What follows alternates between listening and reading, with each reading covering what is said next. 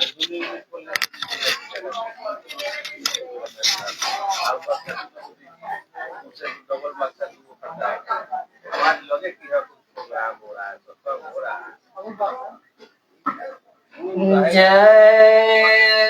गुरुदेव,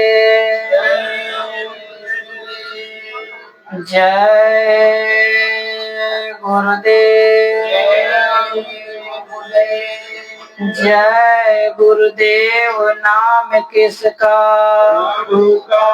प्रभु का पावन प्यारा नाम। जय गुरुदेव, प्रभु का पावन प्यारा नाम। जय गुरुदेव, जय गुरुदेव, जय गुरुदेव, जय गुरुदेव, जय गुरुदेव। शब्द स्वरूपी सर्वत्र विराजमान युगे युगे पूजनीय अनामी महाप्रभु परम पूज्य गुरु जी महाराज,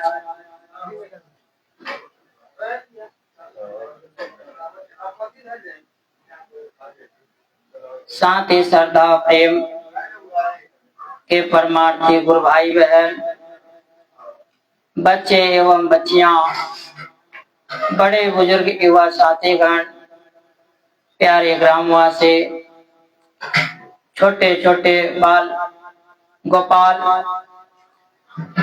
साथ ही साथ सत्संग में स्थल में आए तमाम उस मालिक के जो सूक्ष्म रूप में सर्व शक्तियां, सभी के चरणों में कोटि कोटि नमन, प्रेम प्यार भरा सादर। जय गुरुदेव, जय गुरुदेव, जय गुरुदेव, जय गुरुदेव। आज 9 अगस्त 2025 रक्षाबंधन के अवसर पर जय गुरुदेव आश्रम पिपरा बेसो मोतीपुर प्रखंड मुजफ्फरपुर जिला में हम सभी दूर दराज से चलकर प्रेमी गुरु भाई बहन पहुंचकर हम आप उस मालिक का दिशा निर्देशक के अनुसार ध्यान भजन स्मरण, साथ ही हमारी आपके विचार भाव उस मालिक का शब्द वचन सुनने और सुनाने का जिज्ञासा पैदा हुआ और हमारा आपका इच्छा जागृत हुई और साथ ही साथ गुरु महाराज की मौज। प्रेमी सज्जनों, आज रक्षाबंधन जो कि पूरे देश विदेश में भी जहां जहां उस मालिक को जगह जगह याद करते और भाई बहन का ये रिश्ता एक महापर्व जो कि पूरे विश्व में भाई बहन का ये जो रिश्ता को निभाने का एक पर्व जो महात्माओं ने ऋषि मुनियों ने तैयार करके हमें आपको समाज में दे दिए और वही ऋषि मुनि के बनाए हुए पर्व में हम आप आज उसी अवसर पर बैठे हुए हैं। लोग अपने भाव अनुसार जगह जगह इस पर्व को मनाने में लगे हैं। साथ ही साथ जय गुरुदेव संगत पूरे विश्व में अपने गुरु महाराज को याद करके ध्यान भजन सुमरन, साथ ही साथ हमारे गुरु भाई बहन जगह जगह गुरु महाराज की आदेश निर्देश का पालन करके ये रक्षाबंधन का कार्यक्रम यानी कि मना रहे हैं। प्रेमी सज्जनों, आज इस मालिक का दया हम सभी प्रेमियों के ऊपर हुआ इस मलिन वातावरण में, इस दौड़ भाग के संसार में हम कुछ ठहरने का विचार किए और एक स्थान पे बैठकर अपनी भाव भक्ति गुरु महाराज के सामने में पेश किए। प्रेमी सज्जनों, महात्माओं ने, संतों ने यह संत समागम लगाए और मानव का कल्याण के लिए एक रास्ता तैयार किए, जिससे कि मानव का कल्याण हो जाए। महात्मा संत जगह जगह जाकर सत्संग का सभा लगाए और उनकी मेहनत की वजह से आज हम आप घर में सुख और शांति का यानी आनंद पाते हैं। उनकी मेहनत की वजह से आज हम आप यानी एक दूसरे का आदर और एक दूसरे से प्रेम प्यार करने में लगे। अगर वो मेहनत न करते, परिश्रम न करते, तो आज हम एक जगह बैठकर एक दूसरे से बात करना भी मुश्किल है। आप कहोगे भाई ये कैसे, ये तो यानी नामुमकिन है, लेकिन आप ये समाज में पता लगा लो। भाई भाई का खून का प्यासा बन बैठा, पड़ोसी पड़ोसी का खून का प्यासा बन बैठा, बाप बेटे को पूछने वाला नहीं। लेकिन आज इतनी खुशी की बात है कि देखो हम आप एक गुरु भाई बहन एक जगह हम लोग बैठकर शांति से अपने गुरु महाराज को याद कर रहे हैं। कौन किसको जानता था? कोई किसी को जानता नहीं था। अभी हम आप सत्संग में आ गए, गुरु महाराज की डोर में बंध गए। एक दूसरे गुरु भाई से जब मिलते हैं, दोनों हाथ जोड़कर जय गुरुदेव बोलते हैं। अब देखो समाज में एक बाप और बेटा में, जब बेटा बाप के सामने हाथ जोड़ने में हिचकिचाता है, एक रिश्तेदार नातेदार एक दूसरे को हाथ जोड़ नहीं पाता है, एक जिसको आप कमा के खिला रहे हो, पढ़ा रहे हो, आपके घर के सदस्य आपके आगे हाथ जोड़ने में हिचकिचाता है कि लोग क्या कहेगा। लेकिन एक गुरु भाई बहन का रिश्ता, एक यानी संगत में ऐसा गुरु महाराज ने तैयार कर दिया, भाव हम में आप में भर दिया कि एक दूसरे को देखते हैं तो जय गुरुदेव बोलते हैं। कितना प्रेम है, कितना प्यार है, वही हम आप महसूस करेंगे कि जब हम आप महात्माओं के पास नहीं गए, संतों के समागम में नहीं बैठे थे, जब संत की दया नहीं हुई थी, तो हमारे आपके अंदर भी वही हाल था जो संसार में हाल है। हम भी यहाँ भी किसी के प्यासे थे, भाई भाई का प्यासा खून का हो गया, उसी तरह हम आप भी लड़ते झगड़ते और एक दूसरे से यानी द्वेष रखते थे। लेकिन आज गुरु महाराज ने हमें आपको बहुत फुट फुट के इसी मानव तन में भाव भर दिया।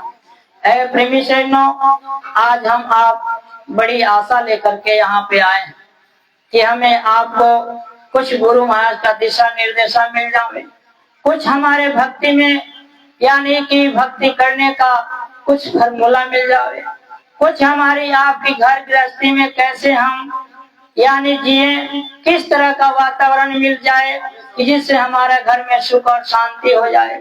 प्रेमी सज्जनों, महात्मा संत जो है बराबर ये विचार करते रहते हैं कि हमारे जीवों का कैसे कल्याण होगा, कैसे वो निज घर जाएंगे, कैसे उनका समाज में परिवार में सुख और शांति का आनंद पाएंगे। इसलिए बार बार महात्मा संत जो है मेहनत करते हैं और मेहनत की वजह से आज हम आप सत्संग को समझ पाए और मेहनत बराबर करते रहते हैं। आज ही देखिए यानी पिछले कार्यक्रम जो भी बीता, पूज्य महाराज जी निकल गए, हम आप तो सत्संग से आकर घर में लग गए, बाल बच्चों के यानी कि उनको खिलाने पिलाने में लग गए, ईंटा पत्थर घर और मकान को सजाने में लग गए। लेकिन पूज्य महाराज जी यानी कि आश्रम से निकलकर यानी कि 122 दिन का काफिला संकल्प लेकर के जौनपुर में निकल गए। आज देखो कि प्रतिदिन मेहनत कर रहे हैं, छोटे छोटे घरों में जाकर उनके पास बैठकर उनको दरस परस उनसे नजदीकी से बात कर रहे हैं। वो महात्मा महापुरुष जो है कि बड़ी मेहनत करते हैं और जीव को जगाते हैं, और जो वही जीव जगता है तो फिर संत मत को समझ जाता है। प्रेमी सज्जनों, महात्मा बराबर कहते हैं कि हमारा लक्ष्य एक ही है, हमारा काम वही है जो कि गुरु महाराज हमें आपको परिचय दिया कि हम आए वही देश से जहाँ तुम्हारो धाम, तुमको घर पहुँचावना एक हमारो काम। महात्माओं का काम एक ही होता है, वो आते कहाँ से है? निज धाम से, जहाँ हमारा निज धाम है, जहाँ ना जन्म है, ना मृत्यु है, ना दुख है, ना तकलीफ है। महात्मा वहीं से आते हैं और आकर के वो हमें आपको चेताते हैं, समझाते हैं, बताते हैं कि प्रेमियों तुम अपने निज घर चलो, ये तुम्हारा देश नहीं है। अगर तुम्हारा देश होता तो तुम्हारे घर के यानी कि दादा परदादा पूर्वज लोग होते, तुमसे पहले जो आए वो भी यहाँ पे होते, लेकिन सब के सब छोड़कर यहाँ से चल गए। कोई यहाँ पे रहा, कोई नहीं रहा। यहाँ पे हम आए हैं थोड़े ही दिनों के लिए। संत और महात्मा इसी को याद दिलाते हैं कि आया था अकेले बंदे, जाएगा अकेले रे। जब आए थे हम अकेले और जाना भी अकेले, तो ये रिश्तेदार नातेदार, ये पति और पत्नी, ये बेटे और बेटियां, ये घर और परिवार, ये कहाँ से आ गए? ये गांव और समाज, ये कहाँ से आ गया? जब भाई हम अकेले आए थे और अकेले ही जाना है, तो मन में ये शंका होता है। तो भाई महात्मा जी बता रहे हैं, संत जन ये बता रहे हैं, यानी कि ये संपत बता रही है, गीता पुराण बता रही है, तो फिर ये कहाँ से आ गया? तो महात्मा समझाते हैं कि भाई ये जो आपने पूर्व जन्म में कर्म किया था, जिसका कर्म है, कोई पत्नी बन करके निभा रहा है, कोई पति बन के निभा रहा है, कोई बेटा बन के निभा रहा है, कोई बेटी बन के निभा रहा है, कोई यानी कि जमाई बन के निभा रहा है, कोई रिश्तेदार नादार बन के निभा रहा है, कोई पास पड़ोसी बन के यानी निभा रहा है। लेकिन जब कर्म पूरा होगा वहीं से आपसे अलग हो जाएगा। आप ना देखो तो देख लो, और नहीं मानते हो तो देख लेना। किसी के देखो रिलेशन होता है, जैसे ही उनका शादी होती जुड़ा गया, मरवा में जैसे आए और आकर के जैसे सिंदूरदान होना था, थोड़ी देर पहले ही यानी कोई बातों का फोल्डर मच जाता है और वही से शादी खत्म। अभी सिंदूरदान नहीं हुआ, बारात वापस, लड़की वाला अलग, लड़का वाला अलग, दोनों एक दूसरे खून का प्यासा बन जाते हैं। उसका कर्म उतना ही था, उतना ही उनके नाम पे खर्चा होना था, कई लेन देन था। किसी को देखो 10 दिन शादी नहीं हुआ, फिर वो यानी तलाक की बात आ जाती है। तो भैया पति पत्नी का तो जीवन भर रहना चाहिए, लेकिन उसका 10 दिन तक उसका पति और पत्नी का रिश्ता था, उतना ही कर्म था। इसलिए प्रेमी सैन्यों, ये कर्मों से हम आप इस समाज में परिवार में रह रहे हैं। बाबा जय गुरुदेव जी महाराज इसी बात को समझाते थे कि भाई इस घर परिवार में रहो। महात्मा किसी का घर नहीं छुड़ाते हैं, किसी को समाज नहीं छुड़ाते हैं, किसी को धर्म को नहीं छुड़ाते हैं, किसी का पूजा पाठ नहीं बंद कराते हैं। बाबा जय गुरुदेव जी महाराज ने कहा कि मैंने कोई पुस्तक नहीं लिखा, मैंने कोई ग्रंथ नहीं लिखा, क्योंकि पहले के जो ऋषि मुनि महात्मा ने इतना पुस्तक लिख दिया, इतने ग्रंथ लिख दिया, उसको लोग पढ़ने वाला नहीं है। प्रेमी सैन्यों, गुरु माँ ने कहा मैं किसी का ये नियम को बिगाड़ने नहीं आया, किसी के समाज को तोड़ने नहीं आया, किसी का जो यानी कि घर को तोड़ने बर्बाद करने नहीं आया। तुम अपने घर में रहना, बाल बच्चे की सेवा करना, थोड़ी सी मेरी वचन मान लो कि तुम शाकाहारी हो जाना। क्या हो जाना? शाकाहारी। शाकाहारी होकर के तुम जीवन बिताना और घर परिवार में रहना, नौकरी चाकरी करना, बाल बच्चों की सेवा करना, और सेवा करते करते यानी शाम को कोई काम न रहे, यानी 1 घंटा उस मालिक को याद कर लेना, और सुबह जब जल्दी उठ जाना, सुबह 1 घंटा मालिक को याद करना। 24 घंटे तुम्हारे, 24 घंटे में से 2 घंटा अपने जीवात्मा के लिए दे दो। किसके लिए? वो जीवात्मा के लिए जो कि अमर है, ना वो मर सकता है, न जल सकता है, ना उसे कोई टच कर सकता है, कोई उसे स्पर्श नहीं कर सकता है। प्रेमी सैन्यों, यानी कि उसके लिए कुछ कर लो, क्योंकि 22 घंटे आपको यानी महात्मा संत कहते हैं। और बाबा जय गुरुदेव जी महाराज ने कहा कि 22 घंटे शरीर के लिए, बेटा के लिए, बेटे के लिए, नाती के लिए, पोते के लिए, ये समाज के लिए, परिवार के लिए, ये देश के लिए आप यानी 22 घंटा ले लो। 2 घंटे उस यानी जीवात्मा के लिए जो अंदर बैठी है, जो यानी कि जुग जुगांतर से इस यानी के काल के मुख में पड़ा हुआ है, दुख और तकलीफ के देश में है प्रेमी शरणों। अब एक सेठ जी ने जाकर कहा कि बाबा जी मेरे पास टाइम नहीं है, मैं कैसे भजन कर सकता हूँ। गुरु महाराज ने कहा अरे बच्चा, तुम यानी कि जब यानी कि सोने जाते हो तो भजन कर लेना। उन्होंने कहा गुरु जी मेरे को नींद आता ही नहीं है, मैं तो दवाई खाता हूँ, दवाई नींद का खा लेता हूँ तो सोता हूँ। गुरु महाराज ने कहा अच्छा चलो, जब तुम यानी कि टट्टी करने जाते हो उसमें 10 मिनट 20 मिनट बैठते हो, उसी में मालिक को याद करना। उन्होंने कहा गुरुजी मेरे पास कहाँ समय है, मैं तो उसमें भी पेपर पढ़ता हूँ, न्यूज पढ़ता हूँ। गुरु माँ ने कहा तो फिर ऐसा करना, यानी चूल्हों में पानी ले लेना और उसी में नाक डुबा कर मर जाना, क्योंकि तुम अपने जीवात्माएं के लिए तुम यानी समय नहीं निकाल सकते हो, तो ये यानी मानव तन तुमको मिलना यानी सार्थक नहीं, बेकार है। इस धरती पे तुम बोझ बने हो ऐ प्रेमी शरणों। लेकिन जिसके लिए हम दिन रात कर रहे हैं, बहुत सारे गुरु भाई गुरु बहन ये कहते भाई हमारे पास तो समय नहीं है। बहुत ऐसे भी प्रेमी मिलते हैं, कहेंगे भाई 200-400 सेवा ले लीजिए, लेकिन गुरु भाई हमसे भजन नहीं होता है, हमसे यानी सेवा नहीं होगा, हमारे पास समय नहीं है। कहने का मतलब है ये जिसके लिए आप समय निकाल रहे हो, वो जिसका काम आप कर रहे हो, वो आपका काम करेगा? कभी नहीं करेगा। हम किसका काम कर रहे हैं अब यही नहीं पता है, जब पता चल जाएगा तो यानी कि जानकारी होगा भाई किस काम कर रहे हैं। मान चलो कि आपको नहीं पता है, आप प्रदेश में चले गए और वहाँ अपना यानी काम करने लगे, लेकिन काम किसका है? उस देश के मालिक का काम है। ये जो हम आप दिन रात करते हैं, ईटा पत्थर इकट्ठा करना, घर बनाना, बेटा बेटी जन्म देना, उसको पालना पोषना, इस यानी कि समाज की व्यवस्थाएं देखना, ये सब काम किसका है? ये काम है ब्रह्मा विष्णु और महेश का, इस देश के मालिक का काम है। हमारा काम क्या था? हरि का भजन कर। जब माँ के गर्भ में थे, उल्टे लटके थे, तो वहाँ दिन रात रोते थे, चिल्लाते थे हे प्रभु दया करो, यही बात थी, हे मालिक दया कर दो, मैं बाहर आऊंगा तो दिन रात भजन करूंगा। हमने क्या कहा था? दिन रात भजन करूंगा। लेकिन यानी प्रभु ने कहा कि भाई तुम भजन नहीं करोगे, मेरी माया में लपटा जाओगे। लेकिन फिर भी हमने रोया तड़पा, तो मालिक ने दया कर दिया कि चलो भाई तुम भजन कर लेना। लेकिन जैसे ही बाहर आया, मोह और यानी लोभ में हम फंसते चले गए।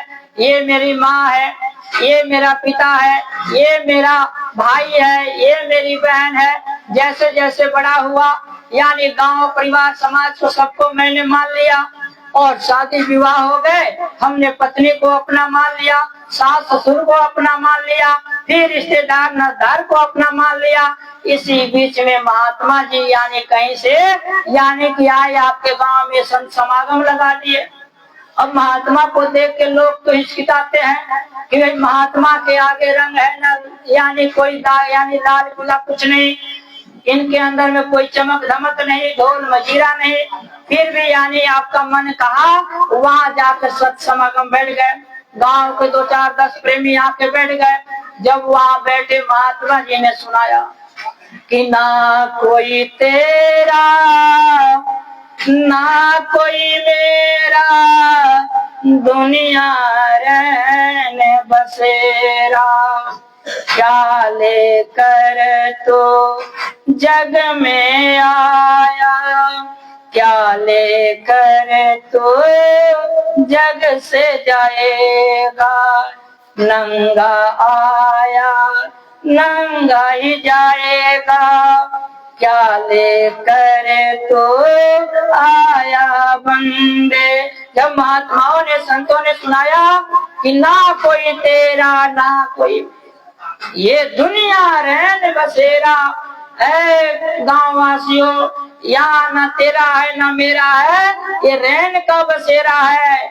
यहाँ कोई किसी का नहीं है, न पति पत्नी का, न पति पत्नी का, न पत्नी पति का, न बाप बेटे का, न बाप बेटे का, न भाई बहन का, न बहन भाई का, ये न समाज गांव किसी का, न गांव समाज आपका है। सब धोखे की दुनिया है, एक दूसरे को धोखा दे रहे हैं, एक दूसरे का समय को काटते जा रहे हैं, काटते जा रहे हैं।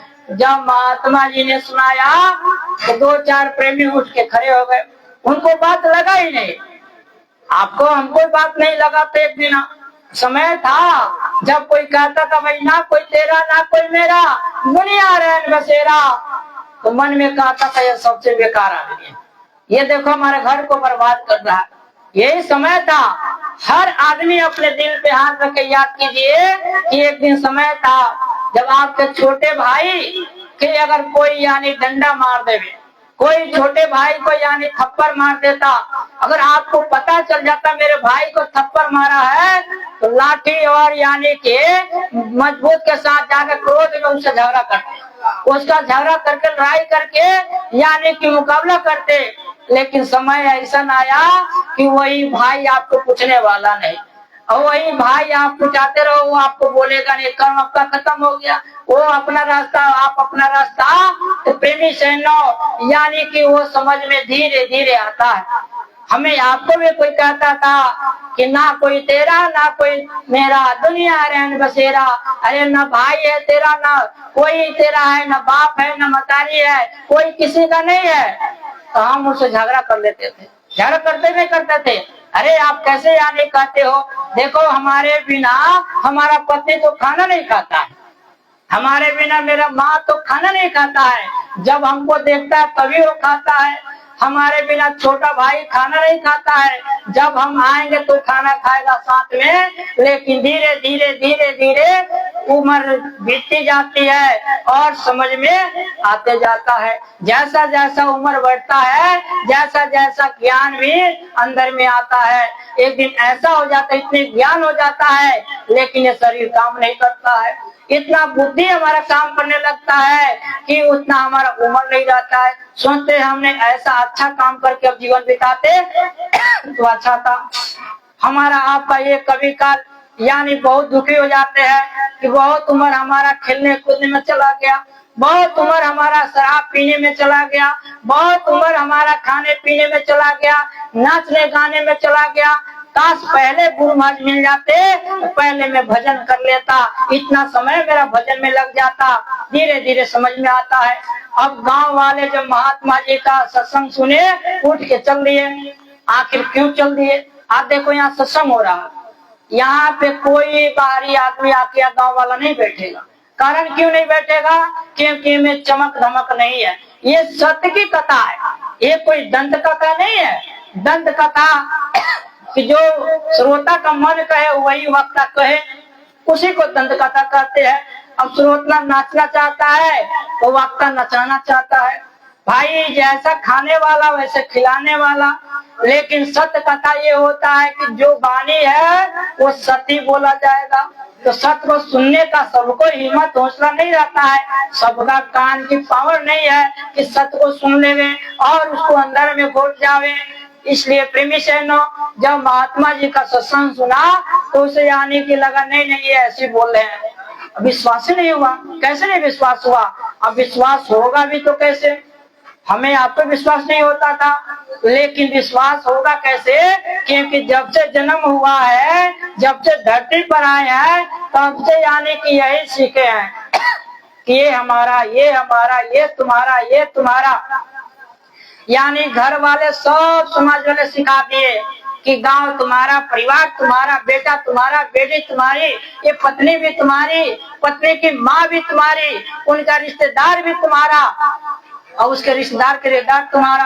सब धीरे धीरे हमने पा लिया। लेकिन महात्मा जी कहते ना कोई तेरा ना कोई मेरा। अब कोई दिन रात पत्थर का पूजा कर रहा है और उसे जाकर दो पत्थर पूजा से क्या मिलेगा? और उसको चोट लगेगा, कहेगा देखो ये कैसा मूर्ख आदमी है, हम जीवन भर पत्थर पूजे हैं, एक के बोल बोला पत्थर क्यों पूछता है? तो चोट लगता है। लेकिन चोट लगेगा, धीरे धीरे धीरे धीरे वो समझेगा, तो फिर वो यानी कि वो बात आपका मान जाएगा। तो प्रेमी सैन्य धीरे धीरे यानी लोग उठ के चले गए। तो प्रेमी सैन्य महात्मा जो है सत्य बोलते हैं, यानी गुरु महाराज बराबर सत्य के यानी सत्य के पाठ पढ़ाए, लेकिन हमने आपने नहीं माना, गुरु महाराज के वचन पे विश्वास नहीं किया। क्यों नहीं किया?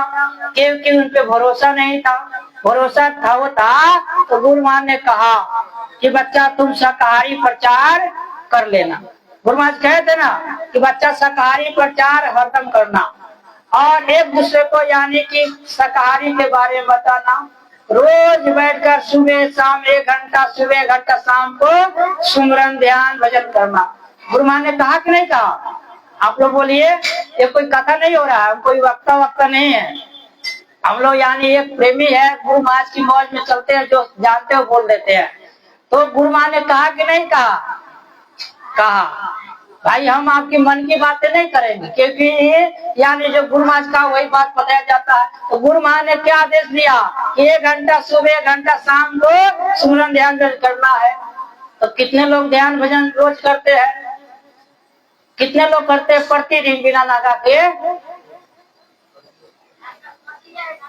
एगो माता जी आधा घंटा कहे। और लोग जो नहीं करते हैं वो लोग बताइए, जो नहीं करते हैं हाथ उठाइए। तो जो नहीं करते वो हाथ उठाइए, जो नहीं करते वो जिसका नागा हो जाता है वो हाथ उठाएंगे।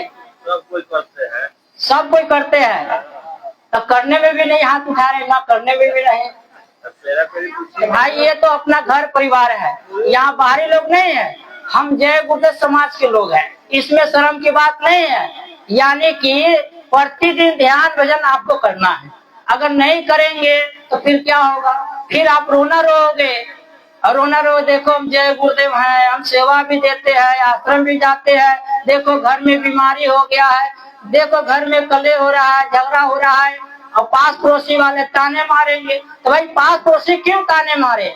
हमारे गुरु महाराज ने कहा कि बच्चा तुम 1 घंटा सुबह, 1 घंटा शाम को भजन कर लो।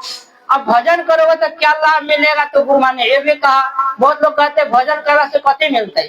हम सेवा कर ले 2-4 हजार सेवा दे मतलब में जाकर ठीक हो जाते, लेकिन वो ठीक नहीं होगा। गुरु महाराज ने कहा बच्चा तुम यानी भजन करोगे, तुम्हारे यानी कि शरीर स्वस्थ रहेगा। तुम भजन करोगे, तुम्हारे बच्चे परिवार स्वस्थ रहेंगे। अरे बच्चे तुम भजन करोगे, तुम्हारे घर में यानी कलेह और लड़ाई झगड़ा कम होगा। और तुम भजन करोगे, तुम्हारे यानी घर में सुख शांति का आनंद पाओगे। बच्चा तुम भजन करोगे यानी तुम्हारे बिजनेस व्यापार में भी तरक्की होगा। बच्चा तुम भजन करोगे तो तुम्हारे खेती में अनाज पैदा ज्यादा होगा। बच्चा तुम भजन करोगे, तुम्हारे ये जन्म मरण से मुक्ति मिल जाएगा। भजन करने से बच्चा बड़े लाभ मिलते हैं। गुरु महाराज ने साफ साफ कहा, हम अलग से जोड़ के नहीं करे, दंड कथा नहीं कहा जा रहा। जो गुरु महाराज ने कहा, आज का नेट का जमाना है, जगह जगह मोबाइल पे गुरु महाराज का सत्संग आता है। आप बोलना नेट पे गुरु महाराज से कि जय गुरुदेव भजन करने से क्या लाभ होता है, तो फट से ना गुरु महाराज सामने आ जाएंगे मोबाइल पर और आपको बता देंगे। यानी सामने में आकर मोबाइल पे आपको वीडियो है गुरु महाराज का बहुत सत्संग का सुनना, तो विश्वास हो जाए भजन करने से कितना लाभ होता है। तो भजन करोगे तो ही बीमारी नहीं लगेगा, भजन नहीं करोगे तो बीमारियां घेर लेगा आपको, यानी लड़ाई झगड़ा होने लगेगा, बच्चे परिवार में कलह हो जाएगा। तो स्वामी जी महाराज ने कहा कि बच्चा भजन करना, भजन करोगे सारा बीमारियों का जड़ यानी खत्म हो जाएगा और तुम निरोगी हो जाओगे। देखो जो भजन करते हैं उनका बुढ़ापा भी हो जाता है, चेहरा में चमक रहता है, शरीर में बीमारियां नहीं होती है। यही हमारे बनकटवा प्रखंड के एक मास्टर साहब है, लगभग यानी 84 साल के हो गए, और जब जाइए तो कहते हैं गुरु भाई हमारा 84 साल हो गया और देखो मैं अपना भजन करता हूँ, हमारा सारा जमीन जहाँ बेटे को बांट दिया हूँ, हमारा कोई काम नहीं, केवल भजन करता हूँ।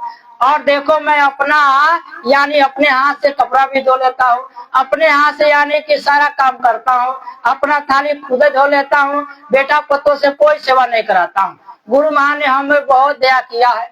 तो बच्चा भजन करने से गुरु महाराज ने कहा कि उन्होंने कहा भाई भजन कर से बड़े लाभ है। तो प्रेमी सर ने भजन करेंगे तब तो, अब भजन भजन भजन भजन करते रहेंगे तो कहने से नहीं होगा, करना पड़ेगा। तो प्रेमी सर ने दूसरा गुरु महाराज ने कहा कि जब यानी सत्संगी प्रेमी सत्संग में आना जाना बंद कर देते हैं, एक दूसरे से मिलना जुलना बंद कर देते हैं, बच्चे परिवार को सत्संग में नहीं लाते हैं, तो धीरे धीरे क्या होता है, उनको यानी कार्बन छा जाता है, संसार का कार्बन छा गया। जैसे हम आप सत्संग की आवाज सुने यहाँ आ गए, तो इतना देर तो हमने घर से अलग हो गया और यहाँ पे आ गए तो सत्संग की कुछ बातें मिल गया, कुछ यानी हमारा सफाई हो गया, एक दूसरे से मिले, हमारा भक्ति यानी दृढ़ हो गया। और घर पे रहेंगे क्या करेंगे, इधर उधर बात करेंगे, मोबाइल पे बात करेंगे, टीवी देखेंगे, इधर का सुन रहे उधर का बात उधर का बात करते रहेंगे। तो गुरु महाराज ने कहा कि यानी सत्संग में आना जाना बंद कर देते हैं, धीरे धीरे उनका मन खराब होने लगता है और ऐसी दशा हो जाती है कि जहाँ से आए वहीं चले गए और फिर जहाँ से आए वहीं चले जाते हैं। फिर उनको कोई मतलब नहीं कि हम सत्संगी हैं कि क्या है। कोई अगर सत्संगी भाई गांव से निकलता है तो जय गुरुदेव बोलता है तो वही आदमी कहता है अरे जय गुरुदेव क्या बोले, देखो इतनी बीमारी हो कहाँ गुरु महाराज ठीक कर दिए। अपना गलती नहीं कहेंगे कि हम सत्संग में आना जाना बंद कर दिए। तो प्रेमी सैनो कछुए की चाल चलना चाहिए। भक्ति जो है खरगोश की चाल नहीं है, भक्ति जो है कछुए की चाल, धीरे धीरे धीरे धीरे धीरे धीरे। आप ये सोचो कभी काल मन में चलो आज 4 घंटा भजन करते हैं और 4 घंटा 6 घंटा करने लगोगे, फिर धीरे धीरे आपको यानी कि ये तरक्की नहीं होगा, फिर मन टूट जाएगा, फिर 1 घंटा भी छोड़ दोगे। लेकिन गुरु महाराज ने कहा 1 घंटा आप नियम बना लो, 1 घंटा सुबह 1 घंटा शाम को आप यानी कि ध्यान भजन करो और ध्यान भजन 1 घंटा अपना जारी रखो और सत्संग जहाँ भी हो सत्संग में जाओ तो वहाँ क्या मिलेगा, आपको दया मिलेगा और धीरे धीरे आपका भक्ति दृढ़ होगा। मथुरा अपना आश्रम पे कार्यक्रम होता है, साल में 4 गो होता है। तो गुरु महाराज ने कहा साल में 4 में आने का कोशिश करो, नहीं आ पाओ तो 2 में आओ, 2 नहीं तो साल में 1 बार जरूर जाना चाहिए। क्योंकि जब वहां जाएंगे लाखों प्रेमियों से जब दरस परस होता है, किसी को आपने धक्का मार दिया किसी से आपकी लड़ाई हो गया, आपने यानी कि भोजन बनाया, कोई आ गया बारी वो खा लिया, कोई आपने कहीं गया किसी में आपने खा लिया, आपका सेवा कैसे कैसे गुरु महाराज चुकता करा देते हैं। गुरु महाराज एक बार बता रहे थे, महाराष्ट्र की कापड़ा में हम लोग गए थे, एक यानी प्रेमी थे और प्रेमी यानी गुरु महाराज साथ चलते थे। प्रेमी यानी कोई दिक्कत हुआ, वो थोड़ा सा गुरु महाराज से अलग हो गए, अलग होकर के कहीं अलग चले गए। गुरु महाराज ने यानी काफला आके चला गया, वो गुरु महाराज से अलग होकर एक साइड में हो गए। धीरे धीरे धीरे धीरे क्या हुआ, गुरु महाराज की सारा गाड़ी निकल गया। वो यानी प्रेमी था वहीं पे खड़ा रहा। धीरे से एक मराठी प्रेमी आया और आ करके उनको पूछा, उन्होंने कहा भाई मैं तो साथ में हूँ, और यानी उनको घर ले गए, उनको यानी भोजन कराए, पानी पिलाए, खाना खिलाए और खिलाकर फिर वही काफला में ले जाके शामिल कर दिए। तो कहने का मतलब ये है कि भाई जिसका जितना कर्म है वो चुकाना पड़ेगा। तो भाई आश्रम पे महात्मा क्या करते, चुका देते हैं। आप यानी एक मुट्ठी चावल देते हो, वो चावल जाके कहाँ खर्चा होता है वो आपको नहीं पता है, न चावल लेने वाले को पता है।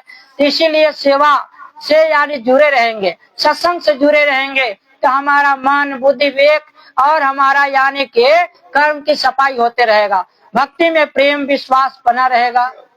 लाइट चला गया क्या, लाइट खत्म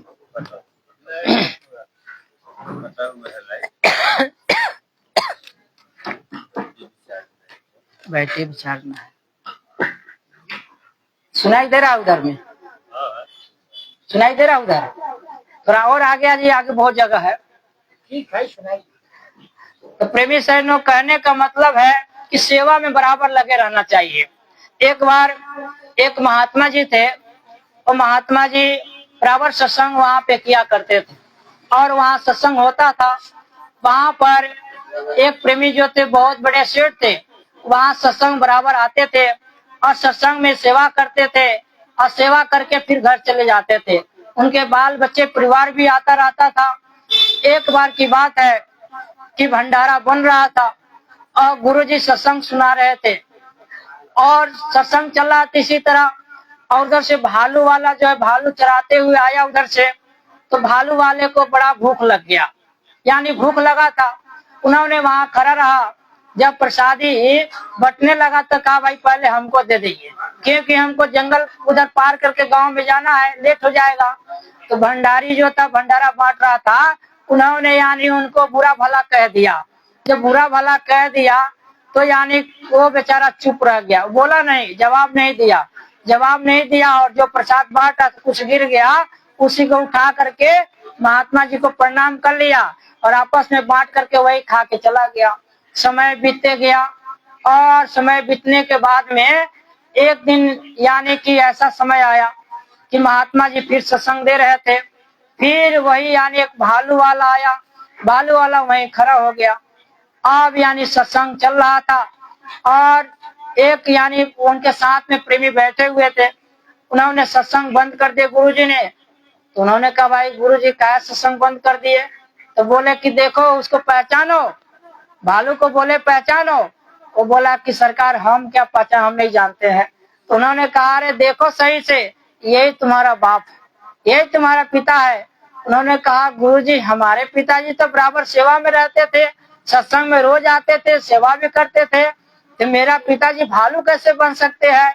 तब गुरुजी ने यानी उनको सारा कथा कहानी सुनाए। तब उन्होंने कहा कि गुरुजी अब इनकी मुक्ति मुक्त कर दो, कुछ दया कर दो। तब यानी गुरु महाराज ने कहा कि प्रसादी उनको खिलाओ। जब प्रसादी ने भालू खाया, वो भालू मर गया। जब मर गया तो भालू वाले जो चराने वाले थे वो लड़ाई झगड़ा पे उतर गए कि तुमने भाई हमारे भालू को मार डाला। तो फिर यानी जिनके पिता थे उन्होंने उनको पैसा दे दिया कि भाई जो इतना पैसा ले लो, फिर दूसरा भालू खरीदना। तो कहने का मतलब है, कहानी तो बहुत बड़ा है लेकिन संक्षिप्त में आपको सुना दिए, आपको भ्रम हो जाएगा कि भाई मैं तो सत्संग में रहता हूँ, मैं तो सेवा करता हूँ, और आप अपने कर्मों पर ध्यान नहीं दोगे, अपनी वचन पे ध्यान नहीं दोगे, अपनी वाणी पे ध्यान नहीं दोगे, अपना कर्तव्य पे ध्यान नहीं दोगे, तो आपका भी यानी कि ऐसा ही यानी कि आप भी भटक जाओगे। इसलिए हम आप सत्संगी जन है, हमें आपको कर्तव्य का पालन करना चाहिए, बराबर गुरु महाराज की वचन को सुनना चाहिए। बराबर गुरु महाराज की एक एक वचन सुनेंगे तो आपको यानी कि हर जगह आपको मदद हो जाएगा। गुरु महाराज ने कहा कि मैं जो कहता हूँ उस वचन को माला बना लो और उसको बराबर याद करो। जब तुम कपड़ा पहनते हो जय गुरुदेव बोलो, जब तुम यानी कहीं जाते हो तो जय गुरुदेव बोलो। अपने घर में गुरु महाराज का आसन रखिए और जब कहीं जाते हैं बाहर में तो गुरु महाराज को प्रणाम कर लीजिए और प्रणाम करके हे गुरु महाराज मैं जा रहा हूँ फलाने जगह, और जब तक यानी जा रहा हूँ सुरक्षित जाओ, और जिस काम के लिए जा रहे हो कह दो कि मैं ये काम के लिए जा रहा हूँ, हे गुरु महाराज दया बनाए रखना, और फिर मैं वापस आ जाऊं, आपका दर्शन कर लो। फिर आप जाओगे तो आपका ऊपर में गुरु महाराज की नजर रहेगा, जहाँ जाओगे आपका नजर रहेगा। कोई खतरा होने वाला होगा तो गुरु महाराज आपको घुमा लेंगे या आपको यानी दूसरे रास्ता से आपको खींच देंगे, यानी दया बनाए रखेंगे। फिर घर में आओ तो गुरु महाराज को प्रणाम करो और उनको यानी कि बोलो कि हे गुरु महाराज आपकी दया से मेरी यात्रा सफल हो गया। जब यानी कि सोने जाओ तो गुरु महाराज से प्रणाम करके हे गुरु महाराज दिन भर तो आपकी दया रहा, अब सोने जा रहा हूँ, फिर सवेरे आपका दर्शन हो जाए। तो इससे क्या होगा, एक साधक ने बताए कि जब आप ऐसी भाव रखोगे तो आपके मृत्यु होना है 4 बजे और आपका टाइम है 3:30 बजे उठ जाना भजन करना। किसी का मृत्यु है 5 बजे, उसका टाइम है 4:30 में उठ जाना। तो उस दिन आप 4:30 में उठ गए, मृत्यु आपका आने वाला है, आप ध्यान भजन पे बैठ गए, अब 4:30 में मृत्यु है और 4 बजे आप ध्यान में बैठ गए, जब तक 5 बजेगा नहीं, जब तक मृत्यु आपको छू नहीं सकता है। गुरु महाराज छूने देंगे? नहीं छूने देंगे। लेकिन जब इतने आप भाविक बन जाएंगे, इतना गुरु महाराज को अपना गार्जियन, अपना पति के रूप में यानी मान लेंगे, जिस तरह अपने माँ बाप को अपना घर का गार्जियन मानते हैं, जिस तरह यानी कि स्त्रियां अपने पति को भगवान मानते हैं, उसी भाव में गुरु महाराज की मान लिए तो आपको फिर गुरु महाराज मृत्यु के हवाले नहीं करेंगे, यमराज के हवाले नहीं करेंगे, वो आपको लेकर के चले जाए जहाँ आपका कर्मानुसार। तो ये फायदा होता है। तो बराबर आप नियम बना लो, नियम बनाओगे तो धीरे धीरे आपको चोट लगा तो जय गुरुदेव मुख से निकल गया, किसी ने जोर से बोला तो मुख से जय गुरुदेव निकल गया। तो इससे क्या होगा कि जब वो धर्मराज आएगा और धर्मराज जब भेजेगा और वो जब आएगा यमराज तो उसकी बड़ी बड़ी आंखें देखकर डर लगेगा। तो उस समय में जय गुरुदेव नाम बोलोगे तो तुरंत गुरु महाराज आ जाएंगे और आपकी रक्षा कर देंगे। लेकिन कब? जब गुरु महाराज को याद करेंगे तब।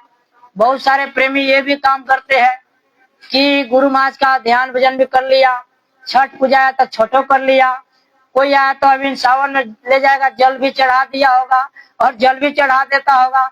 बहुत सारे माताएं बहन बैठी है वो समझे जितिया का भी पबनी कर लिए, बहुत सारे यानी कि इतवारी भी कर लिए।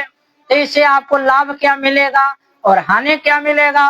तो गुरु महाराज ने कहा, साफ साफ कहा कि जब तुम यानी कि संत मत में आ गए हो, संत मत की यानी कि विचार अनुसार चलोगे तब तो दया हो जाएगा। लेकिन आप जो है कि आप जितिया कर लिए, कभी जल चढ़ा लिए, तो इससे क्या होगा? जब आपकी मृत्यु हो आप जय गुरुदेव बोलोगे, जय गुरुदेव बोलोगे तो आप यानी वहां पर गुरु महाराज आ जाएंगे और गुरु महाराज आएंगे। फिर जिनकी आपने पूजा किया है, जिनको आपने 10 रुपया 20 रुपया सेवा मदद दिया है, जिसको आपने यानी उनको यानी सेवा किया मदद किया और जिनको आपने याद किया, जो इतवारी किए आपको यानी सुमारी किए या जल चढ़ाए, जिनको आपने यानी कि उनको अर्घ दिया, जिनके नाम पे आपने दीपक जलाया, जिनको नाम पे आपने पूजा पाठ किया, मिठाई चढ़ाया, जिस पीपल देवता को आपने चढ़ाया, वो देवता वहां खड़े हो जाएंगे। चाहे तो आप एक दिन क्यों ना करो, एक दिन के लिए आ जाएंगे, कहेंगे बाबा जी ये तो हमारा बच्चा है। गुरु महाराज कहेंगे अरे बच्चा हम इनको नामदान दिए, हमारा बच्चा है। तो गुरु महाराज से कहेंगे अरे बाबा जी नहीं पता है तो कैमरा खोल के देख लो, हमारा भी तो एक दिन चल लेके हमको यानी चढ़ाने आया है, एक दिन चढ़ाओ। तो वही आपको फंसा देगा। तो कहे गुरु महाराज फिर चुप हो जाएंगे और आपको वो लेकर चले जाएंगे, आपको उसका फल दे देंगे। इसलिए गुरु महाराज ने कहा कि भाई आप एक की भक्ति करो, एक को मान लो, एक से सारा काम हो जाएगा। कहा गया है एक साधे से सब साधे, एक को आप साध लिया सारा काम हो गया। कहा गया है कि यानी गुरु की पूजा में सबकी पूजा, गुरु से बड़ा कोई देव न दूजा, यानी गुरु से बड़ा कोई देव दूसरा नहीं है। जिस तरह आप मान लो आम का गाछी है, वृक्ष यानी आम का लगा हुआ है, उस पे यानी कोई जा रहा है तो उसको पत्ता पे यानी जल चढ़ा देता है, कहता है हे आम देवता हमारे ऊपर दया करना। एक आदमी जाता है तो आम के डाली के ऊपर में जल चढ़ा दिया, कहा हे आम देवता हमारे ऊपर में दया करना, मैं आपको जल चढ़ाया हूँ। तीसरा गया तो उन्होंने कहा भाई मैं तो यानी आम पे चढ़ नहीं सकता हूँ और यानी आम का पत्ता भी हम नहीं छू सकते हैं। उन्होंने कहा भाई नीचा जो था जड़ था वो जड़े पे पानी डाल दिया, कहा हे आम देवता हमारे ऊपर दया करना। तो बताओ तीनों में किसका जल देना सार्थक होगा? किसका जल देना सार्थक होगा? जो जड़ में दिया उनका। तो जड़ में दिया तो क्यों उनको लाभ मिलेगा, सबका फायदा होगा, क्योंकि जड़ से ही यानी कि पत्ता बनता है, जड़ से ही यानी कि आपको डाली है, जल से यानी उनका फूल फल है। तो जड़ में जो डालता है उसको लाभ मिलता है। तो हमारे भक्ति का जड़ क्या है? यानी गुरु के चरण। अब जैसे कि आपको यानी रामायण में भी आता है, यानी सबरी का दृष्टांत भी आप पढ़ते हो, रामायण में राम कथा भी सुनते हो, लेकिन उसमें भक्ति का पाठ राम जी ने उनको क्या समझाए कि हे सबरी अगर तुम्हें भक्ति करना है तो भक्ति का प्रथम सीढ़ी, प्रथम रास्ता क्या है, शुरुआत कहाँ से है? उन्होंने कहा कि सबरी मेरी भक्ति की आप यानी सुन लो, प्रथम भक्ति संतन कर संगा, यानी प्रथम भक्ति जो है संतों का संग कर लो। तो भाई हमें आपको यानी देवी देवता का पूजा करते हुए, हमें यानी गांव समाज को खुश रखते हुए, पीपल में जल चढ़ाते हुए, हमको दीपक जलाते हुए, तमाम यानी कि 6-7 पूजा किए, हमने हजारों पूजा कर लिया, लास्ट में हमें संतों का शरण मिल गया, तो फिर उधर जाने की क्या जरूरत है? विश्वास तो कर लो। अगर संतों का संग ना होता तो राम जी कहते क्योंकि भाई संतों का संग कर लो, क्योंकि संत का संग कर लोगे तो आपका सारा काम हो जाएगा।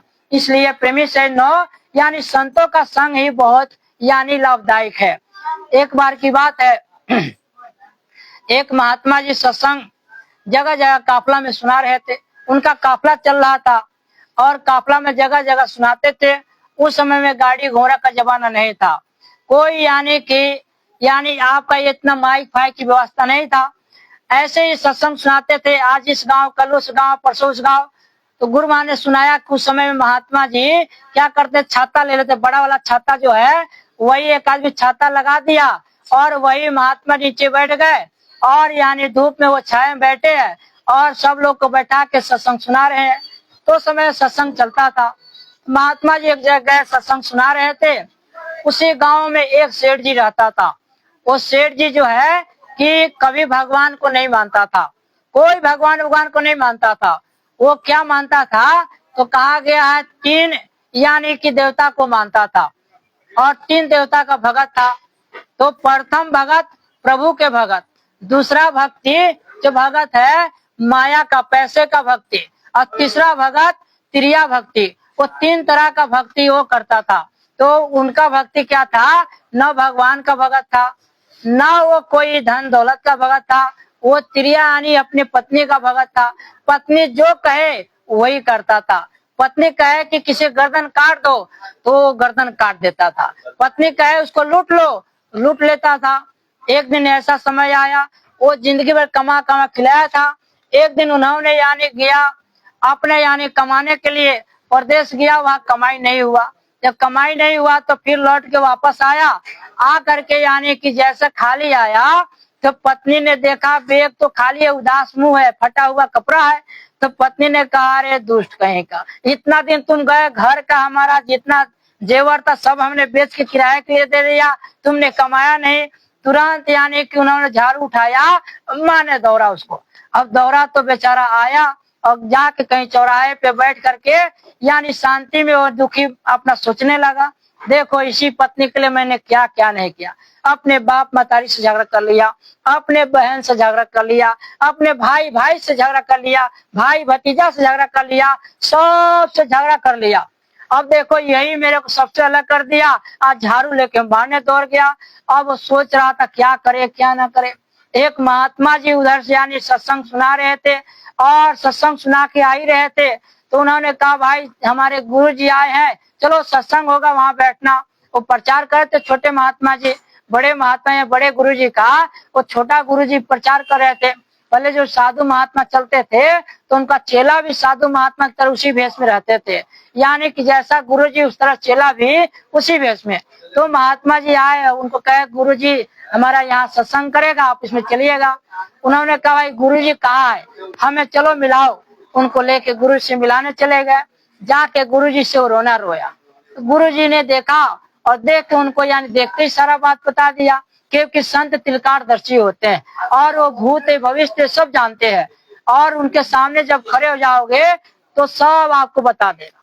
स्वामी जी महाराज खुद कहते थे, मन से कहते थे, तुम मेरे सामने आते हो, तुमको मैं देख के सब मेरे को पता चल जाता है, अगर मैं बता दूं तो तुम फिर मेरे पास नहीं आओगे, इसलिए मैं तुम्हारी हकीकत नहीं बताता हूँ, तुम क्या करके आए हो सब मेरे को जानकारी हो जाता है। शीशे की तरह यानी तुम मुझे दिखाई देता है, लेकिन सच्ची बात जिसका मैंने बता दिया वो आज तक मेरे पास आया नहीं। और कहा नहीं आया, कौन नहीं आया, तो आपने सुना होगा जब यानी काफले में गुरु महाराज सत्संग चल रहा था उत्तर प्रदेश में, और वहीं पे एक नेताजी थे। अब नेताजी उस समय पढ़े लिखे थे, सेठ थे गांव के, सब जय गुरुदेव वाले आते थे सत्संग सुनने के लिए। वो अपने दरवाजे बैठकर, जैसा ये गांव मानो और ये चौराहा इतना दूर बैठकर वो यानी खटिया लगाकर चुपचाप बैठा था और जो आता था उसको उल्टा पुल्टा बताता था। कहता था ये बाबा सबको पागल बना रहे, ये देखो ये कहते भगवान है, राम है, न कृष्ण है, और खूब यानी उल्टा पुल्टा बोलता था। धीरे धीरे वो आ गया वहां तक, आ करके कहता है गुरु जी के पास उस समय उतना व्यवस्था नहीं था, इस तरह चौकी लगा था, सत्संग सुना रहे थे। अब वो सेठ जी आके खड़े हो गए और कहे, अरे बाबा जी सत्संग बंद करो। गुरु महाराज जितना वो बोलता है उतना और जोर से गुरु महाराज सत्संग सुनाते थे। फिर वो कहे, बाबा जी समझ नहीं आया, सत्संग बंद करो। गुरु महाराज और जोर से करने लगे। फिर कहा, अरे बाबा जी आपको यानी समझ नहीं आता है, मेरा गांव है, यहाँ सत्संग बंद करो, जो मैं कहता हूँ वही होता है। तो गुरु महाराज ने धीरे से कहा, अरे बच्चा, अरे रात में जो पत्नी ने सैंडल से मारा था वो तुम भुला गए? अरे अपनी पत्नी, आपकी पत्नी आपको इज्जत नहीं करता है, तुम क्या है बोलने आया? चुपके से वो नीचे बैठ गया। अब बैठ गए और जब सत्संग खत्म हो गया तो धीरे से गुरु महाराज के पास आए, कहे बाबा जी आप ये बताइए, रात में जब हमारा पत्नी मारा तो कोई वहां तो था नहीं, घर तो बंद था, आप कैसे देख लिए, आपको कैसे पता चला? गुरु महाराज ने कहा रे बच्चा तुम क्या करके आए हो सब हमको पता है। तो कहने का मतलब है कि सब महात्मा को पता चल जाता है। तो वो सेठ जो था, सेठ जी महात्मा जी के पास गए, महात्मा जी से रोना रोए। महात्मा जी ने उनको सीख दिया, कहा देखो बच्चा इस संसार में कोई किसी का नहीं है, जब तक कर्म है, जब तक आपके पत्नी है, पति है, भाई है, बहन है, पोता पोती नाती सब जुड़ा हुआ है, जिस दिन आपसे मतलब खत्म, कौन दादी कौन दादा, कौन माँ बाप, कौन भाई बहन, कौन यानी पास पड़ोसी, कोई किसी का नहीं है। अब रोते रहो चिल्लाते रहो, कोई पूछने वाला नहीं मिलेगा। जब उनको सिखाए, उन्होंने कहा गुरुजी हमें ज्ञान दीजिए, कुछ अच्छी बात बताइए। गुरुजी ने कहा अरे बच्चा यहाँ सत्संग होगा 2 दिन, आके तुम सत्संग सुनना। धीरे धीरे वो आने लगा सत्संग में, उनको गुरुजी ने नामदान दीक्षा दे दिया और धीरे धीरे वो सत्संगी बन गए। कहने का मतलब है संगत से गुण होता है, संगत से गुण जाए, अब बांस पांच समिश्री एक ही भाव बिकाए। प्रेमी सैनो, कहने का मतलब ये है कि आपकी संगत जैसा हो जाएगा असर उसी तरह होगा। इसीलिए हमें आपको बराबर चेष्टा करना चाहिए, गुरु माँ से मांगना चाहिए कि हे गुरु महाराज ऐसा संगत मेरे को दीजिए कि हमसे भजन करा ले। अभी तो यानी भक्तों ने लिखा कि साध संग मोहे देहो परम गुरु दातार। हे मालिक मेरे को साधन भजन करने वाला कोई प्रेमी कोई साथी मिल जाए जो संगत में रहे और वो हमसे भजन करा ले, ये बार बार मांगता है। तो कहने का मतलब है जो गुरु माँ ने कहा कि आपके पड़ोसी में कोई भजन करता है, आपके आसपास में कोई सुमरन ध्यान जो नीट टाइम कर रहा है और उसको अनुभव है, तो उनके तुम संगत में बैठोगे तो धीरे धीरे तुमसे भजन करा लेगा। गुरु माँ ने ये भी कहा 2004 में गुरु माँ ने ये भी कहा कि सामूहिक रूप में भजन करो, यानी कि जगह जगह गांव गांव जिले जिले यानी प्रांत प्रांत पे जाकर आप यानी ध्यान भजन करो और कराओ। सामूहिक रूप में भजन करने से क्या लाभ होता है कि हम यानी कि बैठते हैं, हमको मन नहीं बैठने का, जल्दी जाना है, लेकिन 5 आदमी के बीच में बैठे हैं तो शर्म भी है लाज भी है। अगर बीच में उठ जाएंगे तो कल से कहे देखो ये बीच में उठ गया भजन नहीं करता, ताना मारेगा। तो फिर क्या करते हैं, उठ के देखते हैं बगल वाला बैठा, फिर चादर ओढ़ लेते हैं। अभी देखिए ध्यान में चल रहा था, बहुत लोग उसी में से देख रहे थे कब कहेंगे, कब भाई जी बोलेंगे कि भाई भजन का टाइम खत्म हो गया। पुराने पुराने सत्संगी लोग को देखिएगा वो लाज के मारे बैठे थे। तो गुरु माँ ने कहा कि सामूहिक रूप में भजन करने से जब यानी देखता है बगल वाला बैठा है तो फिर बैठ जाता है, फिर उठता है तो अब कितना देर होगा कितना बजे करेगा, फिर उठ के देखता है, फिर यानी देखते देखते आपको भजन बनने लगता है। घर में अकेला बैठ के कोई भजन नहीं कर सकता। कोई सोचे मैं घर में अकेला बैठ के भजन कर लो, संगत में ना जाओ, सत्संग में ना जाओ और आश्रम मथुरा छोड़ दो और घर में बैठ के भजन कर ले तो भजन नहीं हो पाएगा। आप कहो भैया कैसे, तो भाई गुरु महाराज ने कहा कि भाई अकेला घर में बैठ के भजन नहीं होगा, क्योंकि घर में तो आप आजाद रहोगे, मन किया तो भजन किया, 10 मिनट कर लिए, फिर मन का चलो तिका मोबाइल चला लेते हैं, देखते हैं क्या क्या न्यूज आया है, मन तो लग गया मोबाइल में, थोड़ा सा भजन किया, फिर मन का चलो आज खेत में देखते हैं धान वान सबके अंदर पानी हमारे यहाँ है कि नहीं है, वो तुरंत उठे चले गए, वहां तो राजा है, इसलिए वहां भजन नहीं होता है। इसलिए प्रेमी सैनो हमें आपको चाहिए कि भाई साध का संगत, आपके आस पड़ोस में कोई भजन करता है उनके साथ उठो बैठो, उनके साथ लग जाओ और उनको रिश्तेदार नातेदार से ज्यादा मानो, तो आपका काम होगा। क्योंकि गुरु महाराज ने एक रिश्ता जोड़ दिए है, आपके यानी परिवार का रिलेशन अलग, आपके जीजा आपके साला आपके दामाद आपके बहनोई आपके साला आपके ये सब रिश्ता अलग, और एक गुरु महाराज ने नया रिश्ता तैयार कर दिए कि भाई गुरु भाई बहन का रिश्ता।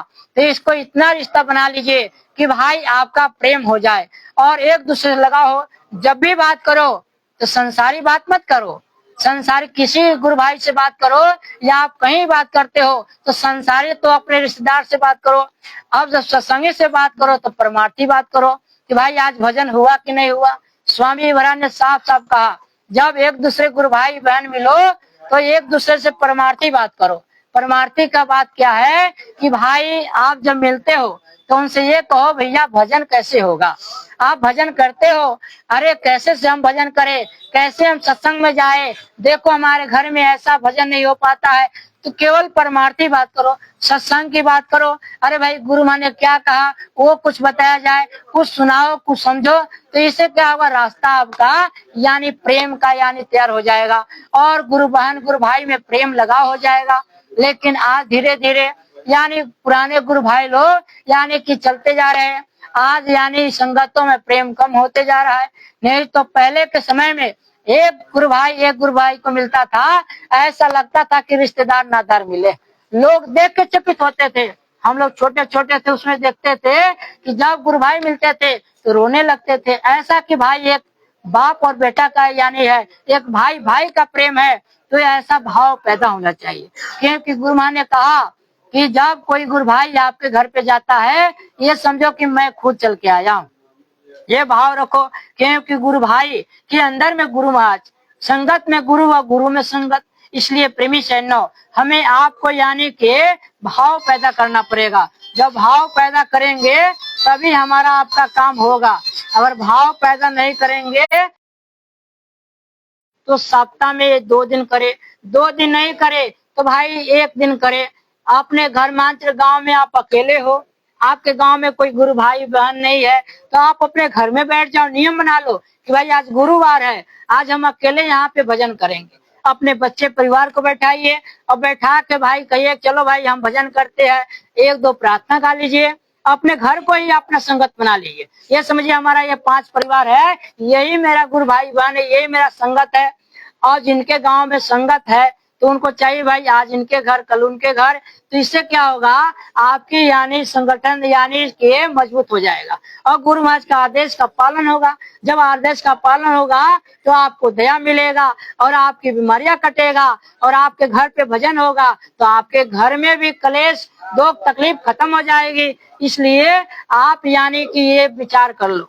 एक बार की बात आप कहो भाई मेरे पास छुट्टी नहीं है, एक आपको बता दो यानी इंदौर में हम लोग गए थे, वहां पे एक सेठ जी का मैं आपको देखा, बहुत बड़ा सेठ है और उनके पास 3 गो यानी फैक्ट्री है, ये जो लकड़ी का फैक्ट्री होता है प्लाईवुड का, उनका फैक्ट्री है। और वहां पे देखा गया कि भाई वो उनके घर पे एक रात हम लोग रहे, उनका पत्नी 2 बच्चे और अकेले अपने 4 यानी 5 आदमी का परिवार है। देखा वो दिन में अपना दिन में फैक्ट्री रहेंगे, शाम को आए आकर के यानी अपना ध्यान भजन 10 मिनट 20 मिनट कर लिए, प्रार्थना कर लिए, भोजन कर लिए, सो गए। फिर उनको देखे 3 बजे उठ गए, 3:30 बजे उठ गए, उठ के क्या किया, बच्चों को उठाए और उठा करके सबको यानी पानी पिला दिए, यानी गर्म पानी पिला के झंडा पकड़ाए और छोटा छोटा ऐसा बक्सा था, छोटा बक्सा हल्का वाला, वो एक बच्चे को दे दिया और एक अपने पति पत्नी ले लिए, झंडा लेकर चलो साधु जी हम प्रचार करने चलते हैं। हम कहे भाई ये 4 बज रहा है, भोर है, इसमें यानी कैसे लोग प्रचार करेगा। अब देखो कैसा गुरु भक्ति होती है। तो यानी देखा गया जब उनके साथ गए तो इधर से गए और स्कूल जो दिखाई दे रहा है यहाँ चौक पे, स्कूल पे गए और फिर स्कूल पर से आए और फिर मान चलो के ऐसे घूम कर चले आए, यानी 2 किलोमीटर यानी भ्रमण कर लिए अपने गली में। और यानी अपने बोलते बाबा जी का कहना है तो बच्चे लोग कहता शाकाहारी रहना है। बस 4 आदमी जा करके प्रचार करके आ गए और कहे साधु जी हमारा ऐसे ही प्रचार होता है। अब जाते हैं बच्चे अपना यानी जाएगा अपना फ्रेश होगा, अपना वो यानी कि होमवर्क तैयार करेगा और तैयार करके यानी 1 घंटा ध्यान भजन, पति या पत्नी बैठ गए, बच्चे लोग नहाने धोने में लग गया, फिर फटाफट उठे, नाश्ता तैयार, बच्चे पढ़ने चला गए, अपने ड्यूटी चले गए। कहे कि देखो गुरु महाराज का दोनों आदेश का पालन मैं कर लेता हूँ, एक शाकाहारी प्रचार, एक सुमरन ध्यान भजन करना। तो भाई यहाँ तो शहर में कोई सत्संगी नहीं है तो मैं अकेले इस कॉलोनी में कर लेता हूँ, अब कहाँ हम 10 आदमी सब खोजने जाएंगे। तो कहने का मतलब है यानी 2010 में 11 में 12 में गुरु महाराज बराबर इस पे जोर कसते थे कि भाई यानी कि आपके घर में कोई ना है, अगर महिलाएं बाहर नहीं जाना चाहते हैं तो छत पे यानी बाग बगीचा रहता है, फूल रहता है, आपके पौधे लगाते हो, वहीं पे छत पे ही यानी प्रचार कर लो, 10 मिनट बोल लो बाबा जी का कहना है शाकाहारी रहना है, तो जो फूल है उसके अंदर भी जीव है, वो सुन रहा है आपकी बातें, उसको जब मनुष्य शरीर मिलेगा तो वो भी शाकाहारी हो जाएगा, महात्मा से जुड़ जाएगा। तो आपको प्रचार करना है, यानी हवा सुन रहा है, चिड़िया चुरुंग सुन रहा है, ये वातावरण सुन रहे हैं, तो आप प्रचार कर लोगे। तो यहाँ तक गुरु महाराज ने कह दिया तो भाई हमें आपको आदेश का पालन करना है। अभी पूज्य महाराज जी ने हमें आपको यानी आदेश दिए, बराबर कार्यक्रम जाते हैं, हरदम आदेश देते हैं, ये घर पे आके हम बैठ जाते हैं कि भाई कोई प्रचार नहीं करता तो हम क्या करें। लेकिन ये हम समझ ले, रुपया पैसा धन दौलत से महात्मा खुश नहीं होते हैं। महात्मा खुश कैसे होते हैं? उनकी वचन को मान के चलोगे तब, उनकी वाणी को मान लोगे तो ही आपको दया मिलेगा। तो गुरु महाराज ने कहा कि भाई शाकाहारी प्रचार करो। पूज्य महाराज जी बराबर कह रहे हैं, यानी कि अभी तो बहुत इसमें नए प्रेमी बैठे हैं जो कि पूज्य महाराज जी जो है तस्वीर नहीं रखा हुआ है, यानी तस्वीर रहना चाहिए। जो नए नामदानी अभी मथुरा में जो नामदान लिए उनके गुरु जी पूज्य महाराज जी, मान चलिए कि हमारे गुरु महाराज तो ये गुरु महाराज है, लेकिन जो नए प्रेमी है उनके पूज्य महाराज जी जो कि बराबर आपको आदेश निर्देश देते हैं कि भाई आप गांव जाओ, टोली बना के ध्यान भजन सुमरन करो और गांव गांव के गोद ले लो, एक एक प्रेमी एक गांव की गोद ले लो। मान चलिए एक आदमी घर में है तो एक गांव को गोद ले लिए। गोद का अर्थ है जिम्मेवारियां, यानी हम इस गांव में जिम्मेवारियां लेते हैं कि इस गांव में जितने लोग हैं सबको जय गुरुदेव नाम के बारे में बता देना है। शाकाहारी कान में उनको रख देना है कि भाई मथुरा वाले बाबा जय गुरुदेव जी महाराज का यानी कहना है शाकाहारी रहना है, शाकाहारी हो जाओगे बीमारियां कट जाएगा, आपको दुख और तकलीफें खत्म हो जाएगा। तो एक आदमी एक गांव की यानी जिम्मेवारी लेना है। तो आप लोग अपना जिम्मेवारी लिए नहीं और जिम्मेवारी लेके आप उस गांव में जाके यानी प्रचार कर दो। तो एक अलग अलग तो जा नहीं सकते हैं, तो एक समूह में 5-5 आदमी 10-10 आदमी मिलके यानी 5 गांव को यानी घूम लिए, फिर दूसरा बार 5 गांव को घूम लिए, तो ये प्रचार हो जाएगा और आदेश का पालन हो जाएगा। सुमरन ध्यान भजन और शाकाहारी प्रचार जब आदेश का पालन करने लगेंगे तो आपको यानी दया मिलने लगेगा। आज हमारे यानी कि हम आप क्यों दुखी है, बहुत सारे प्रेमी बैठे यहाँ बैठे हुए हैं लेकिन उनका मन लगा है कब सत्संग खत्म है, कब हम जाएंगे काम करेंगे। बहुत सारे प्रेमी है, बहुत सारे प्रेमी के मन में ये चल रहा है कि भाई यार सत्संग तो बड़ी अच्छी अच्छी बात बताई जा रही है लेकिन गुरु महाराज हमारे घर का काहे ना दुख खत्म कर देता है। बहुत प्रेमी मिलता है, यही में आपको मिल जाएगा। अगर उनके सामने दिल में हाथ रख के उसके सामने बैठो और उनसे बातें करो क्या हाल चाल है, तो यही कहेंगे क्या कहें हम। शर्म आता है कि भाई कहे तो कहे क्या, गुरु महाराज सत्संग बराबर जाते हैं लेकिन देखो मेरा बेटा का तबीयत ठीक नहीं होता है। गुरु महाराज कहाँ ठीक कर देते हैं, गुरु महाराज के अगर दया हो जाती तो कर देते, हम पे दया करते ही नहीं है तो भाई दया कैसे होगा। आप गुरु महाराज का आदेश का पालन नहीं करते हो। यहाँ महाराज जी कह रहे हैं कि गांव की गोद लेकर शाकाहारी प्रचार करो, सामूहिक रूप में ध्यान भजन करो, बिना नागा का तुम सुमरन ध्यान भजन करते रहो और प्रार्थना करो। एक सत्संगी को 5-5 प्रार्थना याद होना चाहिए, लेकिन बहुत सारे प्रेमी बैठे हैं उनको सही से 2 प्रार्थना नहीं याद होगा। कोई ऐसा प्रेमी है जिनको प्रार्थना नहीं याद है? एक को प्रार्थना नहीं, एक कुछ है हाथ उठाइए तो जिसको प्रार्थना नहीं याद है, 1 आदमी 2 आदमी और जिसको प्रार्थना नहीं याद है उनको, और किसी प्रेमी को सबको याद है प्रार्थना। तो प्रार्थना नहीं याद है तो यानी किताब आती है, किताब में से प्रार्थना लिख करके आप रियाद कर लेना। आप यानी कि यानी झगड़ा करना सीख जाते हो। किसी झगड़ा करना है, कोई सिखाया आपको झगड़ा करना? नहीं सिखाया। कि कोई आपको यानी नाचना गाया सिखाया? नहीं सिखाया। आपको किसी झगड़ा करना नहीं सिखाया, आपको गाना गाना नहीं सिखाया, आपको कोई काम नहीं सिखाया, खाना खाने के लिए कोई नहीं सिखाया, लेकिन आपको प्रार्थना करने के लिए भी सीख लेना चाहिए। अभी एक आदमी को 50 को नंबर याद होगा, लेकिन यानी बचपन की बातें याद होगा, लेकिन एक प्रार्थना 10 कड़ी का नहीं याद है। तो प्रार्थना हर प्रेमियों को, जिनको नहीं याद है उनको, जिनको याद है 5 को प्रार्थना कम से कम याद कर दीजिए।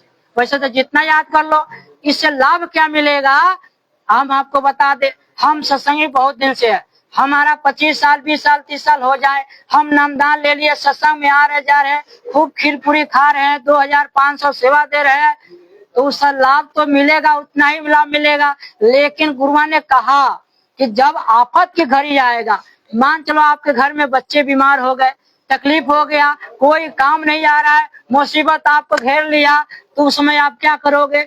आप सोचो चलो भाई मोबाइल से प्रार्थना गा लेंगे, चलो किताबें ले लेंगे, तो किताब से प्रार्थना गाओगे तो आंख से आंसू नहीं आएगा, लेकिन दया जब होगा जब आंख से आंसू आएगा। तो प्रार्थना विरह का होना चाहिए। जब याद होगा फट ना आप आंख बंद करके और प्रार्थना करने लगोगे, मेरे प्यारे गुरु दातार मंगता द्वारे खरा, कब तक रहोगे रूठे विनती सुनो हमारी, दया की नजर करो मेरी ओर। जब याद रहेगा फटाफट प्रार्थना बोलोगे, वो मालिक सुनेगा कि मेरा बच्चा प्रार्थना कर रहा है, तुरंत दया कर देगा। अभी यादें नहीं है, एक प्रेमी जब पूजन होने जा रहा था, मंदिर में पूजन हो रहा था, स्वामी महाराज वहां थे। एक प्रेमी को कहे, पुराने टरधारी थे, पूजन होने लगा तो एक प्रेमी ने कहा भाई प्रार्थना गाइए। अब वो बेचारा थोड़ा बुजुर्ग था और बहुत पुराना सत्संगी था, टरधारी थे। अब उठे, पोथी पत्र उठाए और ऐसे खड़े होकर प्रार्थना गाने लगे। फौरन गुरु महाराज ने देखा, कहा कि ये अदालत है कि कोर्ट है, अरे यहाँ ये किताबें रखो, एक प्रार्थना नहीं याद कर सकते हो आप? यानी बलकल वस्त्र पहने हो, पुराने सत्संगी हो, आपको देख के लोग यानी प्रणाम दंडवत करता है, एक प्रार्थना नहीं याद है? बताओ, यहाँ कोर्ट की तरह यानी कि आप यानी कागज लेके खड़े हो गए, आपको अदालत में जिस तरह खड़ा होना है, ये पार्लियामेंट है, अरे ये संत मत है, आपको प्रार्थना नहीं याद? बहुत डांटे उनको। कहने का मतलब है, गुरुआ ने कहा हर प्रेमियों को उसी दिन यानी आदेश दे दिए कि हर प्रेमी को 5 को प्रार्थना याद होना चाहिए। यानी 5 हाथ है, उंगली है, 5 को प्रार्थना याद कर लो। जैसे मुसलमान 5 वक्त की नमाज पढ़ते हैं, तो 5 को आप यानी कि प्रार्थना याद कर लो, छोटी छोटी याद कर लो, रोज 5 को प्रार्थना करो। जैसे ध्यान भजन करने बैठते हैं तो आप यानी पहले एगो प्रार्थना कर लो, जैसे जो प्रार्थना याद करके प्रणाम कर लिए, यानी सुमरन कर लिया, फिर आँख खोला, फिर एगो प्रार्थना कर लिया, फिर यानी बैठ के ध्यान पर, फिर यानी कि ध्यान कर लिया, फिर यानी आँख खोला, फिर एगो प्रार्थना कर लिया, 3 को प्रार्थना हो गया, फिर लास्ट में एगो प्रार्थना कर लिया, 4 को हो गया, और एक लास्ट में आरती कर लिया, 5 को हो गया कि नहीं हो गया? मन है तो एक और कर लीजिए। तो 5 को प्रार्थना याद रहेगा तो 4 को बोल लो, एगो आरती बोल लो, 5 को हो गया। तो ये आप इस हिसाब से पूजा करो और देखो आपको 1 माह के अंदर क्या दया मिल जाता है। तो प्रेमी सैनो, अब तो आपका यानी कि ये भोग भी तैयार हो गया, तो मोटा मोटी ये आपको गुरु महाराज की वाणी हम सुना दिए, क्योंकि हम लोग कोई पढ़े लिखे नहीं है, ना हम लोग कोई जानकार है। जो हमें यानी कि गुरु महाराज साथ रह के सीखे हैं, जो आपके बीच में जो मैंने सीखा अनुभव किया, वो मैंने आप तक रखा दिया, आपको बता दिया। उस पे चलेंगे तो आपको दया मिलेगा, नहीं चलेंगे तो भाई आप जानो, आपका काम जाने।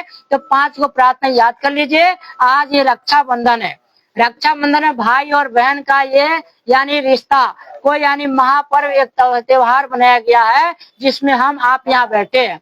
तो यानी इसी पर्व पे हम आप ये संकल्प करेंगे कि भाई हमें आपको यानी कि संकल्प करना है कि रक्षाबंधन के दिन अब यहाँ से उठ के आइएगा या घर भी यहीं बैठ करके मन में संकल्प कीजिए कि रक्षाबंधन के दिन मैं संकल्प करता हूँ कि 1 घंटा सुबह 1 घंटा शाम को हम भजन करेंगे जो नहीं करते हैं, और 5 को प्रार्थना हम याद कर लेंगे। जिनको नहीं याद है तो आज यानी मोबाइल का जमाना, मोबाइल पर देख के लिख लेना, और ये मोबाइल के भरोसे मत रहना, क्योंकि आफत आएगा, धरती हिलेगा और सारा लाइट खत्म, मोबाइल का टावर खत्म, मोबाइल में अबे नहीं करेगा। ये मोबाइल में आएगा नहीं आएगा, तो फिर कहोगे मोबाइल नहीं, तब कैसे याद होगा? तो 5 को प्रार्थना इस मोबाइल में याद कर लेना कि जब बटन दाबो यानी सामने 5 को प्रार्थना याद हो जाए। 10 को याद कर लो, 20 को याद कर लो, आपको कौन मना करता है? और भजन भी आप जितना करो, गुरु महाराज ने यहाँ तक कहा 1 घंटा सुबह 1 घंटा शाम तो आपका यानी कि रूटीन है। बाकी बीच में मौका मिलता है, कहीं नहीं जाना है और घर में बैठना है, सब काम हो गया है, आंख बंद किए ध्यान भजन करने लग गए। और सुमरन जो है एक बार बताया गया, लेकिन आप घर में बैठे हो अकेला, तब सुमरन फिर कर लो, 2 बार 3 बार जितना कर लो, उसे का स्टॉक हो जाएगा। किसी दिन आप शादी में चले गए, रिश्तेदार गए, वहां मौका न मिल पाया, सुमरन छूट गया, फिर आके घर पे कर लिए, तो आपने जो ओवर किया है वो आपका मेकअप हो जाएगा। तो आप ये करो। गुरु महाराज ने कहा कि रोज ध्यान भजन करो और जितना पीना चाहो पियो, ये तो अमृत है, इसको कौन मना करता है? भंडार है, जितना भजन करना है करो, वो सब आपको लाभ मिलेगा। और भजन करने से बहुत लाभ मिलता है। शरीर भी स्वस्थ रहेगा, आपको बीमारियां नहीं आएगा और आपका कोई शिकायत नहीं रहेगा। इसलिए परमिशन नो, आज ये संकल्प कीजिएगा। आप सभी लोग गुरु महाराज से अर्जी प्रार्थना कीजिएगा, हे गुरु महाराज, हम आज से संकल्प करते हैं कि हम रोज 1 घंटा सुबह 1 घंटा शाम को यानी सुमरन ध्यान भजन करेंगे। आप लोग कीजिएगा ना, हो गया संकल्प? आप लोग सब लोग कीजिएगा। अब खीर पूरी मिलेगा, अब ध्यान तो वहां जा रहा है, अब हो गया है, अब टाइम भी हो गया, क्योंकि अभी हम लोग को भी जाना है, क्योंकि आज यानी 3 जगह सत्संग है।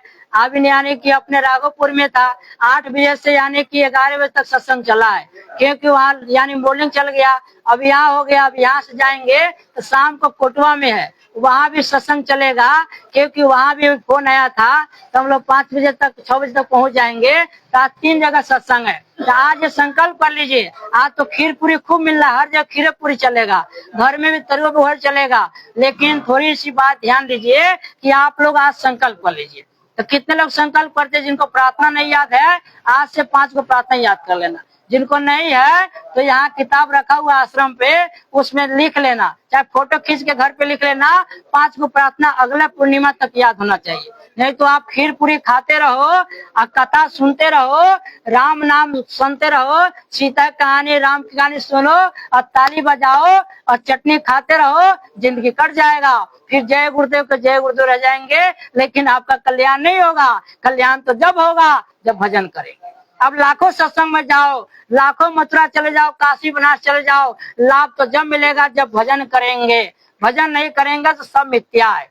ये जितना बताया गया, अगर ये भजन नहीं किया तो ये सब मिथ्या चला गया, ये कोई लाभ नहीं मिलने वाला। बस लाभ इतना ही मिलेगा कि एक पत्थर पानी में रहता है, एक यानी कि पहाड़ के ऊपर यानी खुले में रहता है। तो यही फर्क मिलेगा। लाभ यही होगा कि आप यानी संगत में रहेंगे, आपको तनिक मनिक दया मिलेगा, लोग कहेगा भाई जय गुरुदेव वाला बड़ा अच्छा आदमी है, बस इतना ही लाभ मिलेगा। बाकी आपका कोई उतना लाभ नहीं। मुक्ति की बात तो जब जब आप शाकाहारी रह करके भजन करोगे, ध्यान करोगे, सुमरन करोगे, प्रार्थना करोगे तभी मिलेगा। तो आज ये रक्षाबंधन है, इस पे सभी लोग संकल्प करेंगे कि भाई हमें 5 को प्रार्थना याद होना चाहिए। सभी लोग संकल्प कीजिए और ध्यान भजन कीजिए। और गुरु महाराज ने जो कहा कि भाई नंदी टोली बना लो, क्योंकि गुरु महाराज सन 4 में यानी गुरु महाराज बीमार हो गए थे, यानी शरीर से बहुत यानी घाव हो गया था और गुरु महाराज बहुत यानी कि बेचैन हो गए थे। डॉक्टरों ने कहा, उस समय के जो डॉक्टर थे उन्होंने गुरु महाराज से कहा कि बाबा जी आप थोड़े दिनों के लिए यानी कि शांत वातावरण में चले जाइए और यानी कुछ बोलना कम कर दीजिए। तो स्वामी जी महाराज ने यानी पंचमढ़ी जो है यानी मध्य प्रदेश में, वहां जाके उन्होंने गुरु महाराज ने 1 महीने लगभग रहे। वो पंचमढ़ी जो बहुत बड़ा जंगल है, वहाँ यानी खुला यानी शेर बाघ तमाम हाथी भैंसा फैसा सब रहता, बहुत बड़ा जंगल है, यानी बहुत दूर में है। वहाँ पे गुरु महाराज ने 1 महीना जाके रहे और गुरु महाराज ने वहीं जाके आदेश किए कि सभी प्रेमी घर पे बैठकर ध्यान भजन सुमरन नीट टाइम से करने लग जाए। गांव गांव में भजन की टोलियां बन जाए, लोग साप्ताहिक और रोज भजन करने लग जाएंगे, मैं ठीक हो जाऊंगा। गुरु महाराज को कोई बीमारी तो नहीं था, कोई तकलीफ तो नहीं था, हमारी आपकी तकलीफें को गुरु महाराज ले लिए। गुरु महाराज ने कहा कि जब यानी तुम्हारी यानी भजन करने लगोगे मेरी तकलीफ में आराम हो जाएगा। गुरु महाराज ने जब लोगों ने भजन करना चालू किया, गांव गांव में भजन नंदी टोली खुल गया, हर जगह यानी 10 आदमी 20 लोग के भजन करने लगे। रोज यानी शाम को शाम आज इसके घर उसके घर। तब गुरु महाराज ने फिर वहां से आदेश दिए कि भाई कहे कि लोग भजन करने लग गए, हम अब ठीक हो गए। गुरु महाराज ने साफ कहा कि लोग भजन करने लग गए, हमारा तबीयत ठीक हो गया, फिर सत्संग होगा, नामदान होगा। फिर दूसरा बार फिर यानी सागर में गुरु महाराज ने यानी चुप्पी साध दी, एकदम यानी कि शरीर को छोड़ दिए। लोगों ने रोने लगा। उस समय गुरु महाराज जो कि राधा स्वामी नाम को जाप करते थे, तो साथ में रहने वाले ने राधा स्वामी गुरु महाराज सामने करने, सब रोने लगे। यानी लोग यानी गुरु महाराज शरीर को यानी कि विराम दे दिए थे, यानी शरीर छूट गया था। फिर जब रोने लगे, फिर गुरु महाराज ने आंख खोले, कहे कि लोग भजन नहीं करते हैं, मैं बहुत बीमार हूँ, भजन करेंगे लोग। फिर यानी भजनंडी टोली तोड़ दिए। फिर यानी गुरु महाराज ने कहा लोग को कहो, सभी प्रेमियों को भजनंडी टोली फिर से चालू करे, फिर लोग घर में बैठ के भजन करने लग जाए तो मैं ठीक हो जाऊंगा। फिर लोगों ने ये भजन करना चालू कर दिया। फिर सागर के बाद काफले में आए। गुरु महाराज ने कहा कि अब मैं ठीक हो गया हूँ। मन से गुरु महाराज ने कहा कि प्रेमी लोग भजन करने लग गए, मैं ठीक हो गया। प्रेमी से नो तो हम आप भजन करते हैं तो गुरु महाराज भी ठीक रहते हैं, और जब हम भजन नहीं करते हैं, नामदान ले लिए हैं, तो ये कर्मन जो है बुराइयां महात्मा के पास चल जाते हैं और महात्मा दुखी हो जाते हैं। तो प्रेमी से नो हमको आज ये संकल्प करना है। ये कथा कहानी जो बताया गया, जो हमने आया खर्चा 100-200 लगा, जो टेम्पल से आए, घर से आए, घर बच्चे परिवार सब कह रहे होंगे कि भाई हमारे पिताजी गए सत्संग सुनने, हमारे माताजी गए सत्संग सुनने, सब लोग सोच रहे हैं, घर के लोग, गांव के लोग, तो भाई यहाँ आए इतना खर्चा करके, इतना बहुमूल्य समय जो कि ये मालिक ने ये जो गिनती करके सांसें दिया है, ये मनुष्य शरीर सबको मिला है, सबको परमार्थी जीव यानी परमार्थ के लिए मिला है, लेकिन सबको सांस जो है कि गिनती करके मिला है। जिस प्रकार आपका यानी कीमती सांस है, उसी प्रकार का हमारा भी है, उसी प्रकार का सब लोग का है। सबका एक एक पूंजी यानी एक एक क्षण का कीमत है, क्योंकि ये क्षण पता नहीं कब चल जाए। तो हमको आपको अपने सांस की पूंजी को यानी कि उसका यानी कि हमें यानी उसका यानी रखना है कि भाई इसका कीमत रखना है, क्योंकि इसका कीमत रखेंगे तो हमें परमार्थ का रास्ता मिल जाएगा। तो आज हमने इतना यानी खर्चा किया, अपना काम लगा किया। आज पूर्णिमा रक्षाबंधन के अवसर पे आए तो हम कुछ आस लगा के आए, कुछ गुरु महाराज से मांगने आए, कुछ गुरु भक्ति के दृष्टा के लिए आए, कुछ हम सोचे चलो भाई 10 गुरु भाई मिलेंगे, कुछ नया बात मिलेगा, कैसे भजन किया जाए। तो आप इतना मेहनत करके आए, तो इस मेहनत का फल को लेना चाहते हो तो आज गुरु महाराज संकल्प कर लेना कि भाई आज से मैं भजन करूंगा, प्रतिदिन करूंगा। आपके पास समय आप प्रेम हो जाएगा, समय समय है। आप यानी खाना खाते हो उसके लिए समय है। आप यानी रोज ब्रश करते हो, चाहे तो यानी कहीं भी जाना हो, घर में किसी का मृत्यु क्यों ना हो जाए, लेकिन ब्रश करना है। ब्रश करना है कि नहीं करना है? बिना ब्रश किए काम चलेगा? चाहे घर में लाश पड़ा है लेकिन वहां पे हमको ब्रश करना है। भाई फुकाने तो बाद में जाएगा, पहले ब्रश कर लेते हैं। ब्रश कर लेंगे, पानी भी पी लेंगे, और इतना यानी कर लेंगे, कहीं हमको रेल में भी जाना है तो वहां भी हम यानी के यानी नित्य क्रिया का काम करेंगे। हमको टट्टी जाना है, हमको यानी लघु शंका जाना है, हमको नहाना है, हमको पानी पीना है, हमको खाना खाना है, ये सब नियम है। तो उसी नियम में भजन को भी लगा लो कि जिस तरह हमको यानी दांत को ब्रश करना है, नहाना है, जिस तरह हमको बाल को कटवाना है, दाढ़ी बनाना है, जिस तरह को हमको तेल मसाला लगाना है, अच्छे से कपड़ा पहनना है, उसी में एक ये भी जोड़ लीजिए कि भाई हमको भजन भी करना है। और हम दांत को सफाई नहीं करेंगे तो कीड़े पड़ जाएगा, बदबू आएगा, लोग कहेगा देखो बदबू आ रहा है, मुझसे बात नहीं करना चाहेगा। उसी प्रकार ये सोच लीजिए कि हम भजन नहीं करेंगे, हमारे जीवात्मा के ऊपर कार्बन चढ़ जाएगा, हम इस जगह से फंस जाएंगे। यही विचार कर लीजिए, भाव की बात है। भाव को पलट दीजिए, इधर जाना है लेकिन भाव पलट गए तो इधर चले जाएंगे। कोई देखते हैं गोबर उठाता है, गोबर उठा रहा है, उसी में मगन है, अरे बहुत अच्छा है, खुश है, हंसते रहता है और मुस्कुराते रहेगा, गोबर उठाते रहेगा। एक बेचारा देखेंगे सोना ऐसे खटखटाते रहेगा और दुखी रहेगा, वो देखेगा रोते रहता है, दुखी रहता है, भनभनाते रहेगा, सोना उसके हाथ में है और सोना खटखटाते रहेगा। किसी के देखिएगा नमक रोटी खा रहा है, उसी में खुश है, नमक रोटी खा खुश है। अब कोई देखो कि घी मलिदा खा रहा है फिर भी परेशान है। तो भाव की बात होती है। तो प्रेमी से नो, आज हमारा कहने का मतलब यही है कि आज हम आपसे ये प्रार्थना करेंगे कि आज से भजन करने का संकल्प कर लीजिए। तो मैं आपका ज्यादा समय नहीं लूंगा, इधर भी तैयारी हो गया। रक्षाबंधन है तो जय गुरु। तो अब जो है अपना जो है कि कथा कहानी अब तो संपन्न हो गया। जो हमको अनुभव था मैंने आपको बता दिया।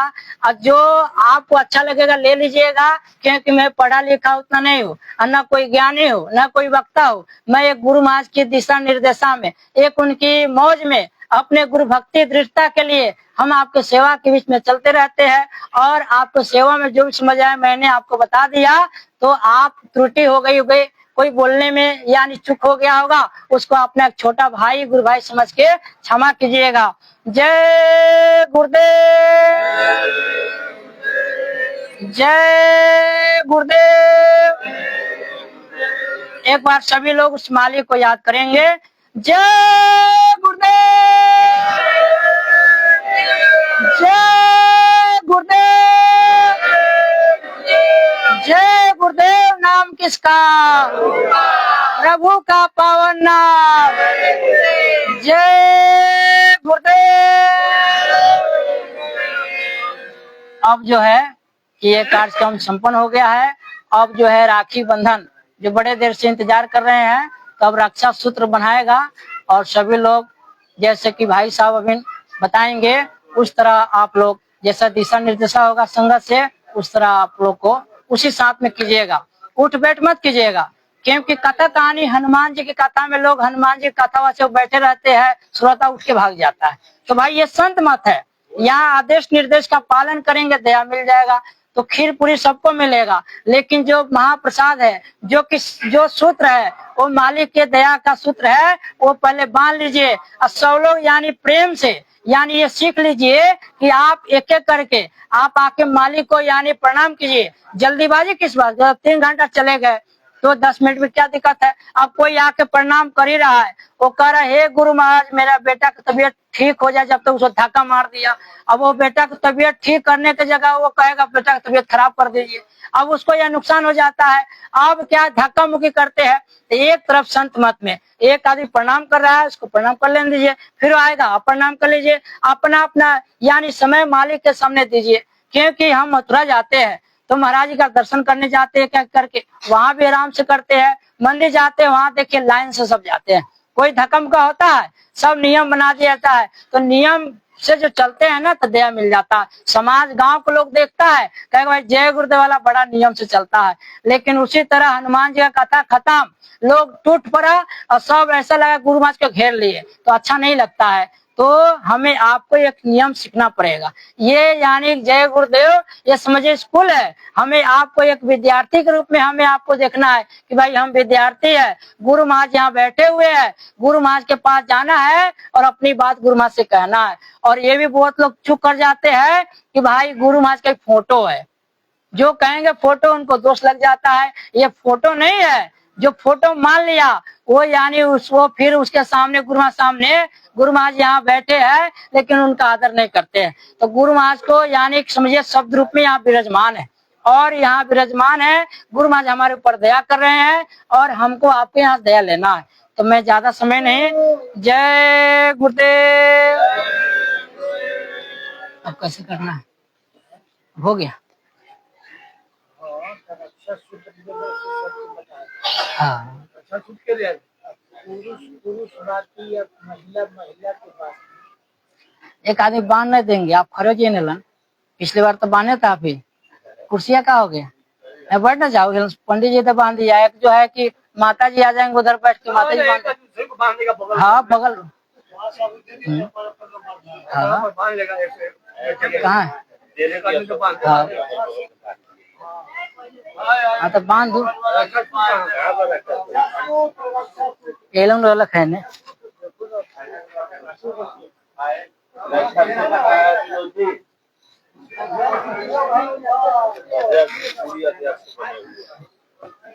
पूरी अध्यक्ष प्लास्टिक में है ना इधर।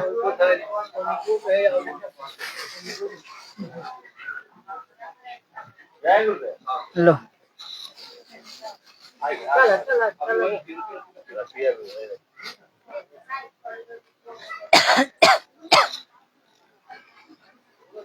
बोलो ही बाबू हो रहा है तो बोलेंगे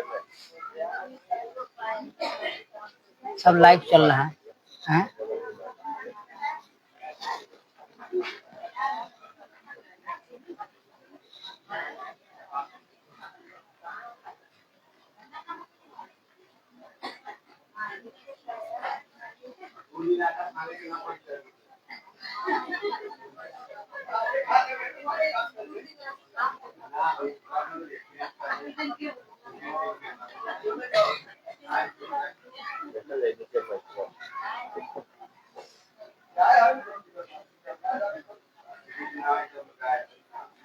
आपके बाद में होगा। हाँ रक्षा बांध चुका है।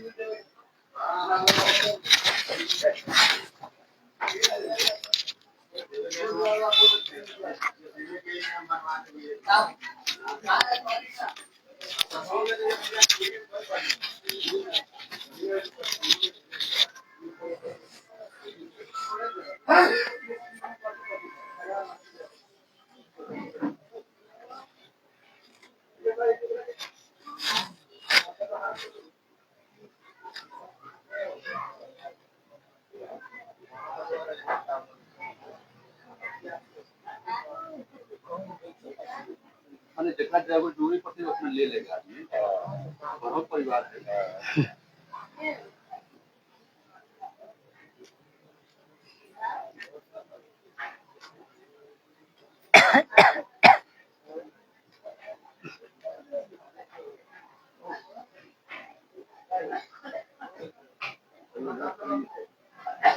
डिकिया में राखी को लेगा डिकिया में।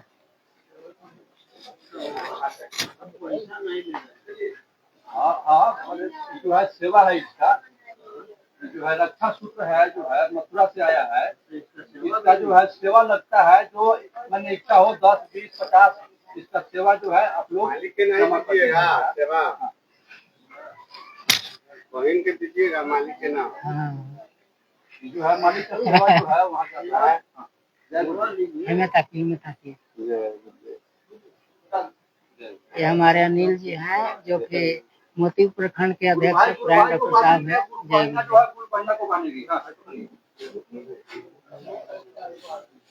हमू लाल छी, हमू ऐसा के लाल छी। हाँ, हमू लाल छी वाला, हमने आपस में बांध देंगे अपने में।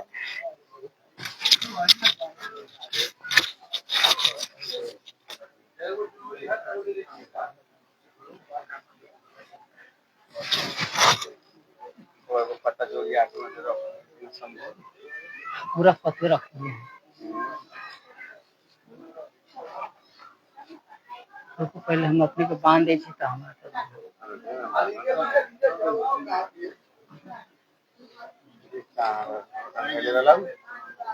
ये हम लाए हैं। नहीं आओ डॉक्टर साहब।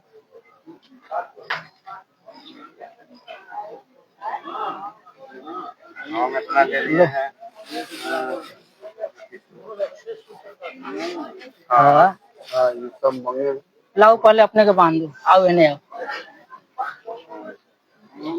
जय रखिएगा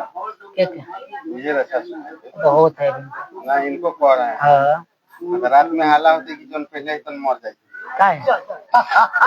आज के ना हो जाले होने पर सारा लोग फोन से पी के लगा। हेने आओ ना। आज के हाला हो जाले। नहीं आप कैमरा में आओ ना, कैमरा होने पर दुश्मन के बाद से ऐसी कोई होना फोनी औरत से करे लगा सेवा भी लेना चाहिए। सेवा रक्षा सूत्र का जो है सेवा दे दीजिए।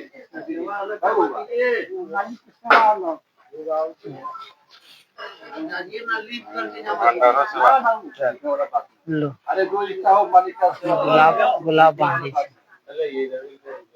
इसमें कहाँ वही अपने लो एक कैमरा रखो अपने, निकाल दो कैमरा, करो वीडियो करो। लाइव चल रहा है, लाइव दिखाओ ना, नहीं दिखाओ ना।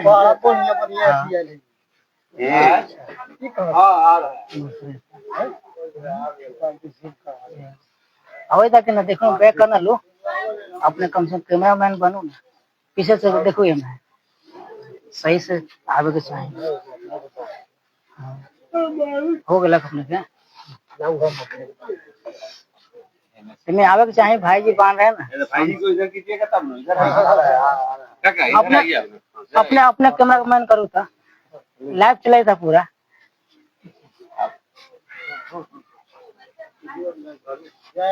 जय गुरुदेव।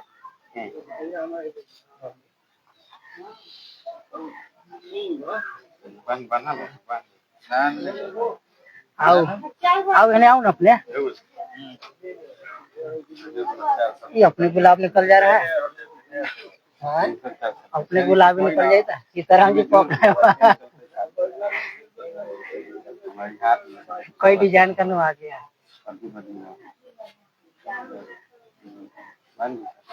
जय अमित कहाँ है? अमित अमित कहाँ है? अमित आओ नहीं आओ।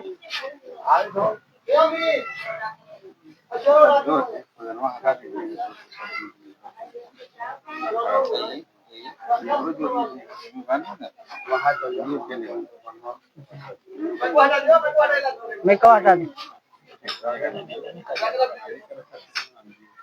ऊपर उठा दो, ऊपर ऊपर उठे वाला बा।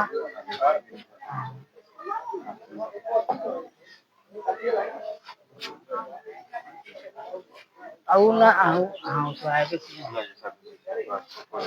जय तो हम लोग को दोनों एक ही क्या है वो है दोनों एक है जय चार एक सामान एक मिल जाता है। चला हाँ किनको कोना के बनवाए अब ओके बना बानो इन्हें हो ये अरे इन्हें आओ ना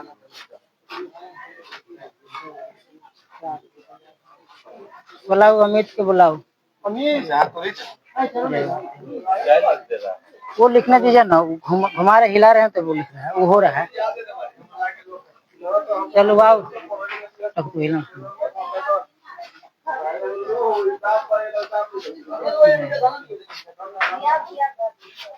बोलना नहीं है। आपके आपके बुआ है। बुआ चलो चलो भगवान चलो हो जाइए भानु के लिए जाओ ना एक एक गुण रखा सब बने के सब पूरा बनाओगे तो कहाँ बोले रे कमी है कौन का गोदाम में आए ना ही कमी तो एक एक गुण बनवाए सब सतंगी से बनवाए प्रेम प्रेम कैसे आएगा? करवाइए जाए जय गुरुदेव जय गुरुदेव बोलो जय गुरुदेव। क्या करना तो उसको अलग पाती है का दे दाग लगा हाँ सब तो मालिक के तरफ के जय अपन विचार हाँ ये हमारे अगर प्रणाम नहीं किया गुरु जी को? अब प्रणाम नहीं किया 4 साल के यहाँ गुरु महाराज को खड़े प्रणाम करो दोनों हाथ है। जय बोलो जय गुरुदेव। यहाँ प्रणाम करते हैं गुरु महाराज को। चलो आओ हो गया अपने के वो अपने निकल जा रहा है फिर में गुलाब वाला कौन वैसा बा चालू हो रहा है। हाँ ये निकल जाएंगे तो इसको रहेगा चालू।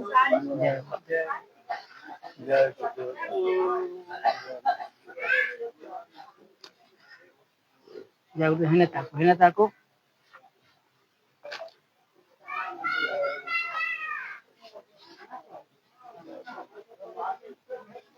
जय गुरुदेव। हो गया सब लोग का आपने बना लिया आओ है आओ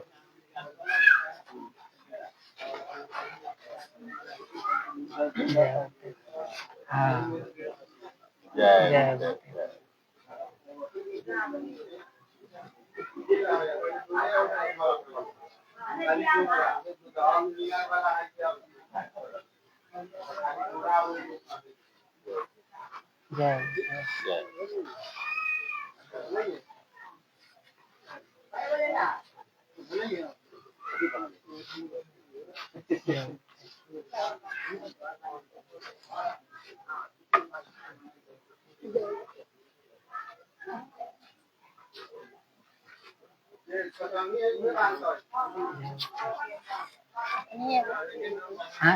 हाँ बांध लो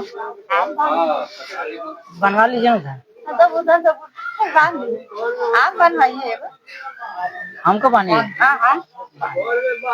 जय गुरुदेव। हाँ तो गुरु बहन गुरु भाई को तो पानी पे करेगा। हाँ तो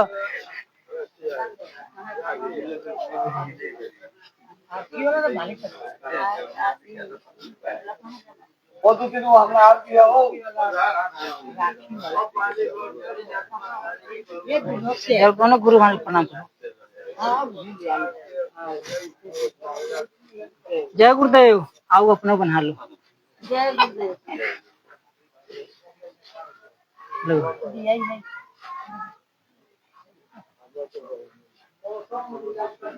बहुत बारिश वाला काम में चलिए ना भीजते ना बना बांध भाई बांधो भाई फूल वाला बांध फिर खोल दे हम अपने खोल भाई के रख ना खोलवा था ना भाई बांधो फूल वाला हमारा ठीक लगे पे था। हाँ? वहाँ पे। गुरु महाराज। हाँ जय गुरुदेव जी।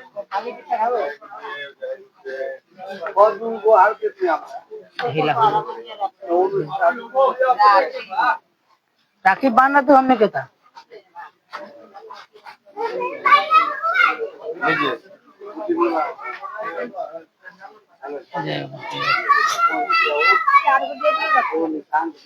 लेना लो। अभिषेक आया था ना कहाँ है? जय गुरुदेव। कैसे दिला हाँ कैसे दिला वो सत्संग खरीद के दिया है। राघु बोला एक आदमी खरीद के लाया हो। महंगा दे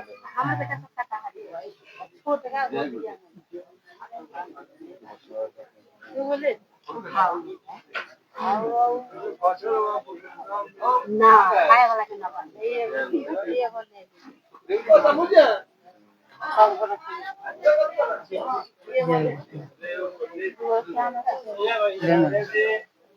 हम लोग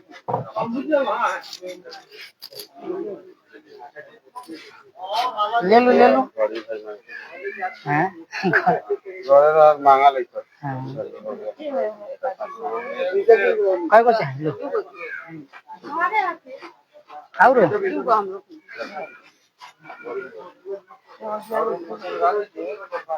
लेना लीजिए लो ना तो अपने बनवाई लिया तो हमरा कहाँ बन लिया बानू। रखा सो तो कैसे अच्छा लो भाई लोग लेना लो। लेकिन आजे दे दीजिएगा हाँ लो और काय को आजे बांध ले 2 गो 4 गो 5